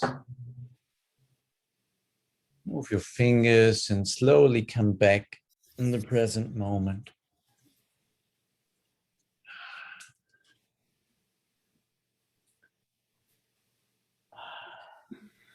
So it's important that after meditation you not rush up, but you sit a few minutes more with closed eyes, because in meditation there happen a lot of things in your subconsciousness.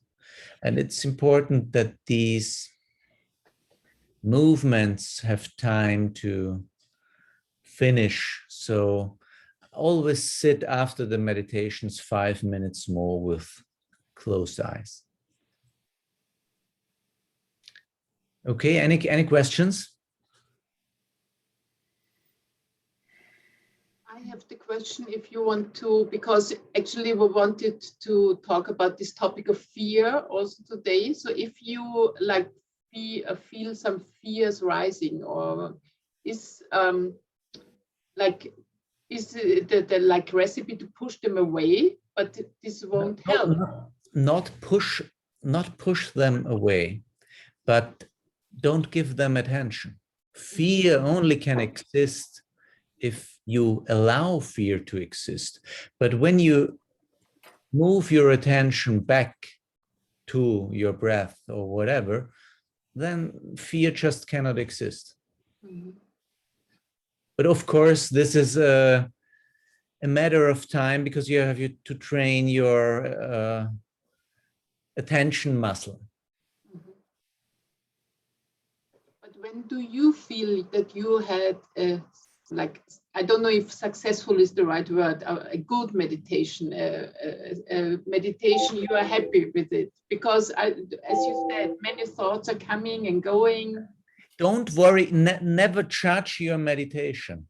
It's very, very important. There is no good meditation and there is no bad meditation. And there is also no good moment or bad moment for meditation. One of my most important meditation teachers always said, it's always better to meditate than not to meditate, because often it's loud, or I don't know, you are drunk or whatever. Always meditate. It's always better to meditate than to not meditate. And there is no good and no bad meditation. a meditation, even if there are angels appearing, it's not better than the meditations where you think all the time. Because the important lesson we learn in meditation is that we don't judge, that we just observe, and as soon as we observe that we are not with our meditation object, we just go back to our meditation object. And this is the training.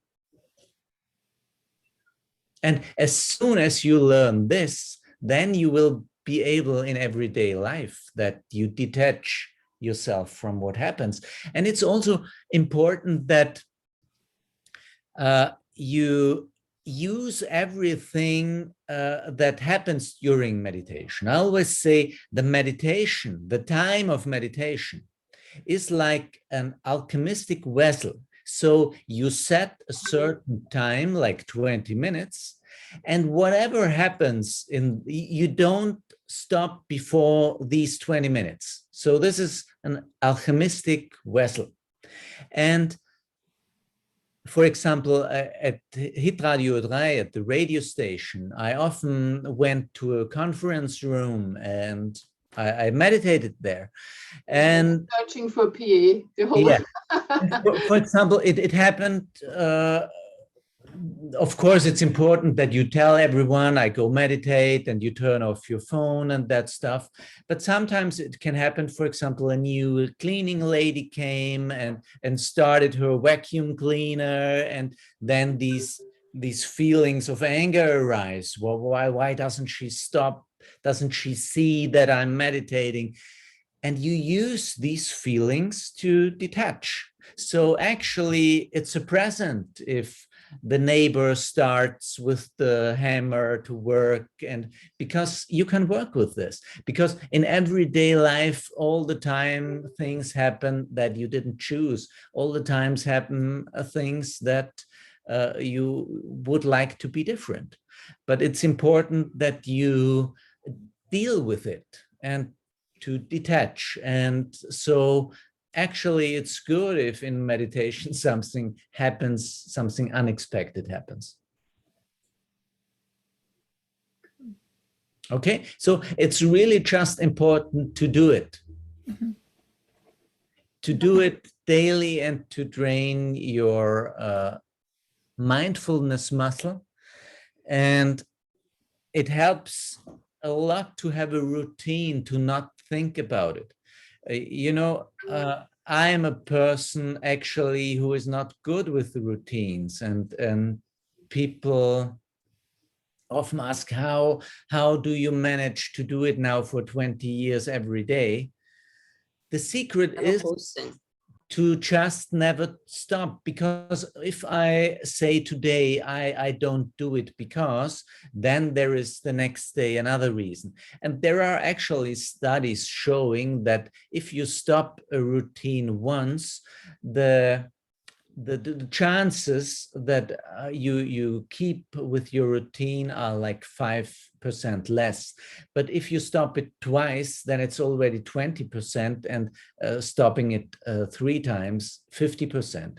So it helps a lot if you just if you just continue with your routine, because now after 20 years, I think I won't stop it today, because why? There is always time to meditate. And routines just help you, because as soon as you start thinking, should I meditate today or not, your inner weaknesses have a place to grab you and stop you from doing it. Okay, great. But I have one more question. When you say to detach from emotions, you mean negative emotions? Because when we started, no. I just wanted, I feel it a little bit contradictory from the beginning, because we were talking about our visions and our goals, and you told us to fill them with emotions. Why do you want to have good question? Good question. Emotions are an engine for whatever you are doing. Thank you. There is a difference between meditation and affirmations or praying. So actually, it's two different directions. So there is, at least in Austria, this saying, when I pray, I speak with God. When I meditate, God speaks with me. So these are two different directions.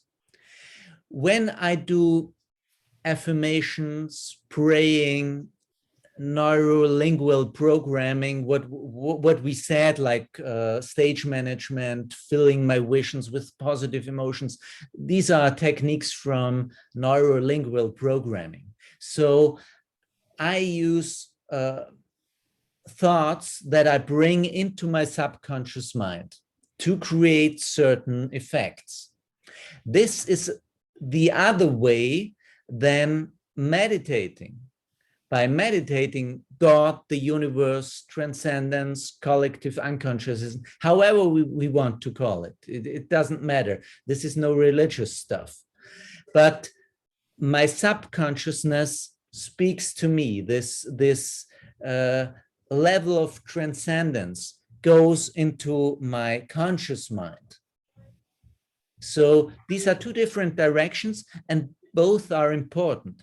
Actually, it's that way that if I meditate, it helps me to better to bring into my subconscious mind these positive emotions and positive thoughts, because if I'm trained with meditation, then I can better choose with which thoughts are helpful for me or not.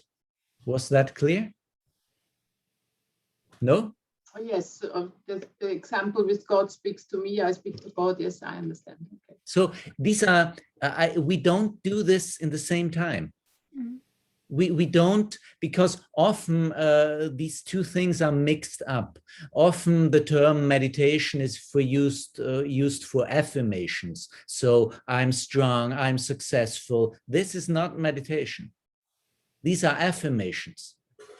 It's also good. That's a very helpful tool. But meditation, what we do, is a different thing. This is, in German, we also have this saying, your will happen, thy will happen. So God's will should happen, not mine. So in the Uncle, I have one question. Yeah. Is it compulsory to maintain the same time to do meditation? Suppose in the morning I plan to do meditation at 8 morning, but maybe tomorrow I have some work, so I have to go. So is it compulsory to maintain the same time, or if it's not, then what is the other way or optional other alternative way? Of course, I do it twice a day, 20 minutes, and it's possible. But if you choose for some reason to do it fewer, it's better than to not do it at all. But especially in the morning, you just wake up earlier. Then you have time for your meditation. And in the evening, normally, we also have some spare time when we can meditate. But should you use either affirmation or meditation, or because you just both? Both, okay. But not at the same time. Not at the same time. So these are two different things. Often it's mixed up because the term meditation is also used for affirmations, but it's actually two different directions. Actually, it's like driving, like hit the gas button and the brake at the same time, because we don't want to judge. That's the actual work we have to do, not to judge. If I bring in a positive emotion, I'm judging already. Is it good to have food and then do meditation, or fast meditation then food? It will be more helpful. I didn't understand. After having food, then we do meditation, or after meditation we I see. It's better to do it before having the meal, because it needs a lot of energy to digest. So better you wait like 2 hours after having the meal.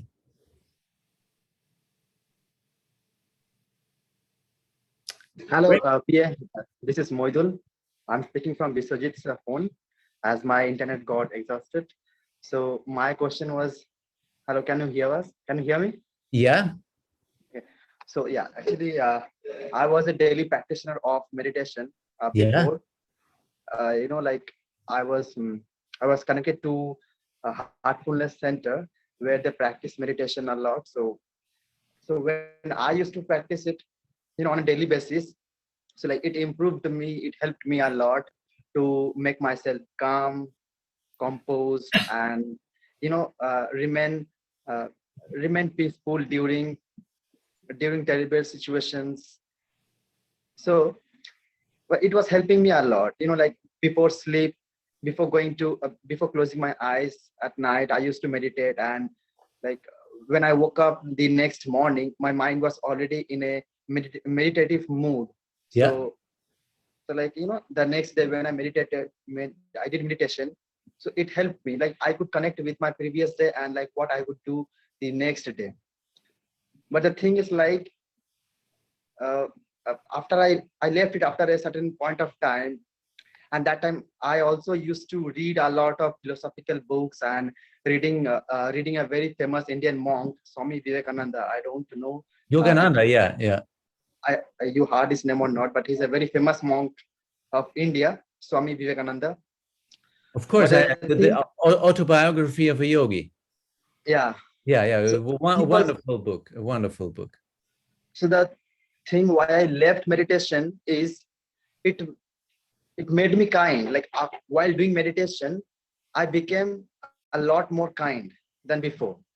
Yeah. But the negative thing what I found with meditation is it made me soft. I mean, soft means like somewhere, I mean, weak, not just soft, weak. In what way weak? I mean, you know, in some situation when you need to think about yourself. At the end of the day, like you do something for yourself. Of course, we like when we like in this journey of life, we also have to work with others also. But it made me weak that like you know, I would sacrifice myself. I mean, what to say? I thought about others a lot and not about myself. So that would endanger me in many bad situations. Mm-hmm. Okay, I think that there is a misunderstanding, because if you are kind, this doesn't mean that you are weak. And I know a lot of, for example, famous directors. They look weak, perhaps because they are very kind and very soft. But they are the most successful, because often people think directors have to be like this dictators and angry and shout at everybody. Of course, there are also these people, but you have to keep in mind that for achieving successes in your life, you always need people. And if you are kind with people, you often achieve a lot more than being very strong and angry. So I don't, and it doesn't mean that you forget about yourself. So this is not the effect of meditation, but it increases your capabilities of empathy. But this is a good thing. So if you want to be successful, empathy is for sure something that will help you. I think Moidul is talking about, you know, the Indian life. It's very tough and very rough and very competitive. So maybe he feels, I don't know, Moidul, if I'm telling the truth, but when I'm in India, I have the feeling also you have to be much stronger, a little bit more aggressive. to just survive there. And I could imagine that you're meaning this model. As I said, I think if you have your goal, if you are focused, and if you know where to go, it's not helpful if you are aggressive and loud, because you can convince people with kindness as well. And I think, yes, you are probably more kind when you are meditating, but I don't think this is something that reduces your chances of success. On the contrary, I would think. Moidul, if I can add something here, I'm deeply impressed by your experience in meditating, and my feeling tells me, not knowing the details, but my feeling tells me, do give it another try. You have got something really precious here, that you already made this experience, and as PA just said, kindness can also be a strength. And I think you have not discovered that yet, so I would say do give it another try. Absolutely. I think that's a mix-up, that kindness is weakness. On the contrary, I would think it's an even bigger strength, especially if you had negative experiences.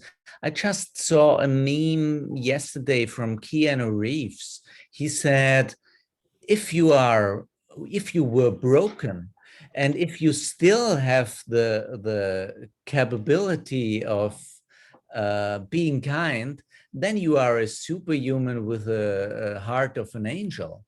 And so you are a lot stronger than people who get bitter. And I really think that this increases your chances of success.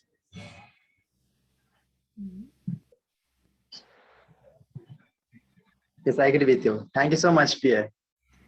You're welcome. Okay, so I wish you a lot of success in your plans, and I hope meditation helps you. It's really something about doing, and when you practice meditation, then you can use these tools that we had in your homework. So, as Claudia made clear and transparent, don't do it at the same time, but use meditation as a tool, and use these affirmations and your thought work as a tool. I would like to make a picture, before we leave the session. Now some left already because their internet was already expired. But can everybody put on the camera who is still here? So, Louise, do you want to make it first with your screenshot? Or yes, I have got 15. I have got 15 pictures at the same time. Yes. Sabina is here. I just Bisbajit. Can if Bisbajit or Moidul? Yeah, yes. Done. Okay. Everybody looks into the camera. Everybody looks in the camera. 3, 2, 1, and smile. Yeah, it's there. And now let me see. Where is the next page? But probably they're around it. Yeah, that's all there is. You make another one? Yes, I make another one. Hang on. Da-dum, bum, bum. Okay, hang on. Da-dum, bum. And now 3, 2, 1, camera. Yeah. Okay. Very nice. Fine. And you put them together then again, like last time? No. It was twice the same. It was twice the same picture because there are only 11 participants left, and they're all on one screen now. Okay. So we've got 2 choices. Oh, okay, fine. Okay, fine. I hope so, at least. Ramsam. No, but it says here 12 participants. Yeah. Some wrote that they. And I've got exactly 12 pictures here. So there should be. Do you have any homework you can give us after this very interesting and valuable session? It would be really meditating daily. This is the most important homework, and it's especially difficult in the first 21 days. So I would advise you to keep this meditation routine at least for 21 days. But No matter if you write down, for instance, if you have any problems or things are rising up, is this helpful, or how do you are getting better? Just practicing? it is helpful to have somebody to ask. So if there are questions, they can you can collect the questions and send them to me. Then I can answer them, because when you meditate, your thoughts are your inner enemy, and this often leads then to that you quit, and because you think, I'm not good at meditating and it doesn't work. But it works. It already works as soon as you are doing it, and just keep doing. As soon as you are running, it works. Can I ask, if it's not your breath that you focus on, what are other things to focus on? Mantras. Actually, I work with mantras. So do you download them, or do you say them to yourself, or you say them to yourselves quietly? It's like an inner tone, like the most famous is Aum. And you just say it again and again and again. And again and again and again. It's like sometimes I had this picture of an underwater scooter when I go down my subconsciousness, and the mantra is like something, or also the breath observation, something you that carries you down, where you can go back all the time. It's like an anchor. Meditation object is an anchor, because our thoughts are so strong. They are like currents carrying us away, and the meditation object is an anchor where so that it's just we grab again and again. And every time you grab, as soon as you realize I'm not with my meditation object, you grab again your meditation object, and this makes your mindfulness muscle stronger. But it wouldn't be right to have an external mantra. It has to be inside your head, your mantra. Yes. There are also guided meditations. This is again, with the word meditation, we have a lot of meanings, and guided meditations are creating trance. That's also good. It's very good for relaxation, but it doesn't help us so much with detachment from our thoughts, because there it's good if you have your own inner rhythm and not an outside impulse. Right. Cool. Very motivating, PA. Who's going to give it a try? I am. I am, definitely. Everybody's raising his hand. And I think who's going to give it a try? Yeah. And I think group pressure might also be a little help. So if anyone has an idea, okay, yes, I also, if anyone has an idea, I mean, we could share everyone who did it successfully or all. No, maybe we can make a questionnaire in 1 week, and then questions giving, because Louise is very good in making questionnaires, and then you fill it in, and then we send it to you, PA. Yeah.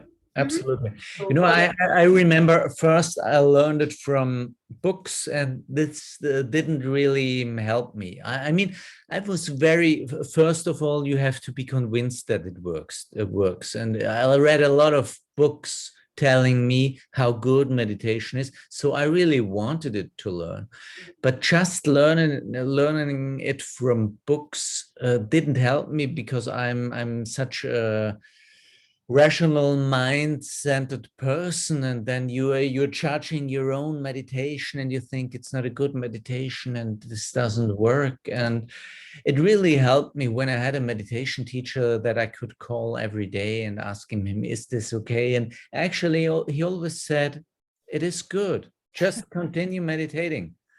And that's really the whole point. You just have to continue meditating and train your But it was the teacher who gave you the routine, because you told me that you had a teacher that really like enhanced. My most important teacher was actually an Austrian teacher, but teaching an Indian technique, an Indian mantra method. Okay, it's 2.5 hours already today. No wonder internet has expired with a few people. But I'm sure, Claudia, you will say the closing words, but PA, I'm so grateful. You see, it was just the very right moment for me. I'll start tonight, definitely. Great, that's the spirit. Just this tiny little drop, in my, I don't know what vessel that I needed, for it now to flow. Great. Thank you. Thank you so much. It was impressive. Yes. Thank you. Very, very valuable sessions. Thank you very much. Thank you. Thank you. Great. So we want to have a very short feedback with everybody, telling 1-2 sentences. What did you take out of? Actually, I want to ask a question. Yes, or one question, very short. So yes, please. Yeah. Peter, you told us that we should choose the field or choose our career according to at which we are best. Means. Yeah. But if I tell you that I am good at sports, means I have a dream of playing FIFA. But in India, the Indian team, they don't go to FIFA. Then that is my best, means I am only good at football only. So what I will choose? That's really something you just yourself can decide. How strong is the dream? So there's no possibility? I mean, if the dream is really strong, there is always a possibility. And it even can happen if you follow your dream that some new possibility arises. For example, the writing my book was never something that I wanted. It happened following another path. So if the dream is really strong, follow it. It always depends. Once I wrote an academic work about the question, how do successful people manifest their visions? And everything I wrote to you is part of this. But I also had the question, when is it time to give up? When is the time to say, okay, now it only costs energy and this doesn't make sense anymore? And I asked this question as well. And the answer I got was, when the vision doesn't give you energy anymore, when this picture of your vision gives you less energy than the energy you have to invest, then it's time to give up, but not before. But Jagat, you are such a good basketball player. Why do you want to go for football now? I don't understand. No, I'm just giving an example. I'm just giving an example. It's an example. It's not an example of your life, but an example. No, I see. I just wanted to know. Yeah. This is really something you yourself have to decide. Nobody else can answer this question. It's really the question, how much energy gives you your vision? And it's always a question of circumstances. Like you said, it's there was a big professor who told me of ein Genforscher, was heißt das, Sabine? Gene researcher.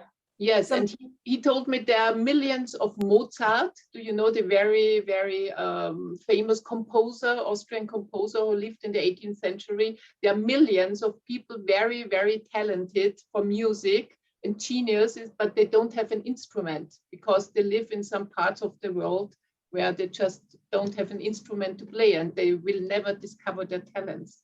So I think it's always a question of circumstances you live in, and isn't it?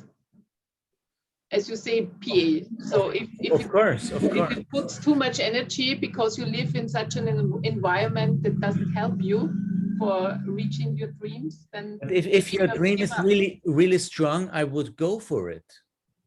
You know, because my experience is also that the tools come on the way, and sometimes you have a different vision, but on the way something happens.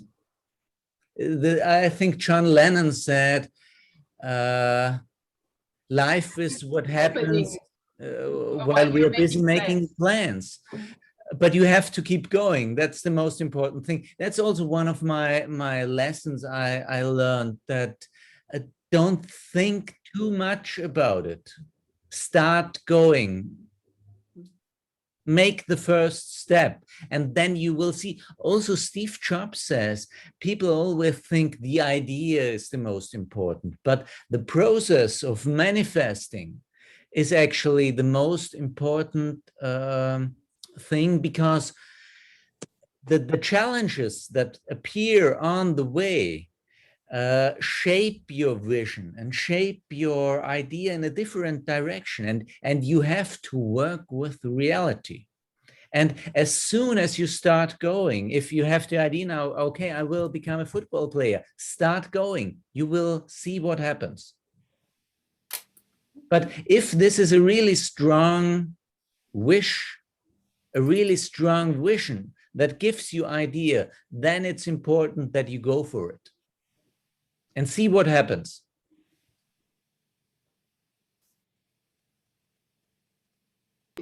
Thank you. This is a very good closing word. So I think on behalf of everybody, we thank you very much, PA. Should we go for a short round or just say it's now too late? So just everybody says just one sentence. What will you take out of this session? Jagat, starting with you. I had a problem with distraction, and thank you, Peter, for giving this meditation. Thank you. Right, Sharon. Thank you. You came late, but did you take anything out of today's session? Yes. Next day I will start motivation. I will do yoga. Great. And do yoga. And Subhasis, do you think your negative thoughts about being part of this Corona generation, maybe you can just leave them behind? Yes, I know there would be all this time when it would come to me, and I have to ignore it, and I want to ignore it actually. And yes, and I want to thank Peter for helping us in this session, and also for letting us know the importance of meditation, and I'll be following it. Thank you, everyone. Okay. And Azad, what are you taking with you? Raju? Yes, it's a very interesting topic, because I didn't thought that we can gain lots of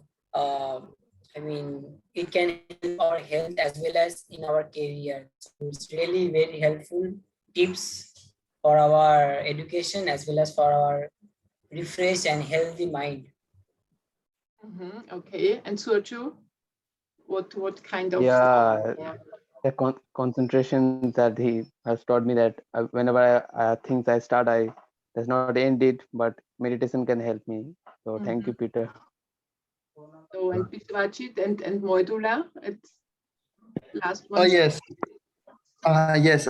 So like what I have learned a lot from PA. Thank you so much for being here with us and sharing your insights with us. Like I already had a little bit knowledge of meditation. Okay, I also experienced it. But the thing again, which I would like to point out is that horse rider. You know, so our thoughts, if our thoughts, if we consider our thoughts as the horse, and if we are the rider, then we should have the control over our horse, and Absolutely. we should give them the direction. Exactly. And the horse should not pull us. Exactly. So that's strong, I think. If We you should are be the captain of our own ship. exactly, that's the point. You are the boss in the house. That's important. So and thoughts are like they will come to our mind. Like no one can stop it. We just need to change its direction into a positive way. The thoughts only can exist by your attention. So you have the power, but you have to use it. And that is what we learn in meditation. That we decide in which direction our attention goes. And if we have the strength, the horse rider strength, then we only decide we go for the thoughts that help us and the emotions that help us. Yes. Very precious advice and very good picture. It was a very good picture, the horse riding. Yes, the horse rider. Okay, so thank you very much, PA. I will, we are in touch anyway at the radio station, and yes, we will start to meditate now and keep you updated. I have one last question. Yeah. If you have any questions, Claudia will send them to me, and I will help when I can. Okay. Thank you very much. Thank you. I have one last question. Bye-bye. Okay. Yeah. Keep on going. Okay. Bye-bye. Bye-bye. Yeah, what should I do if I want to be an actor? You have to keep going for acting and go for it. Make films. Go for it. Okay, folks. So, you can also stop the meeting, my dear co-hosts. I don't have to. Bye, everyone. Take care. Yeah. Okay. Bye-bye. Bye-bye. Bye, everyone. Bye-bye. Bye.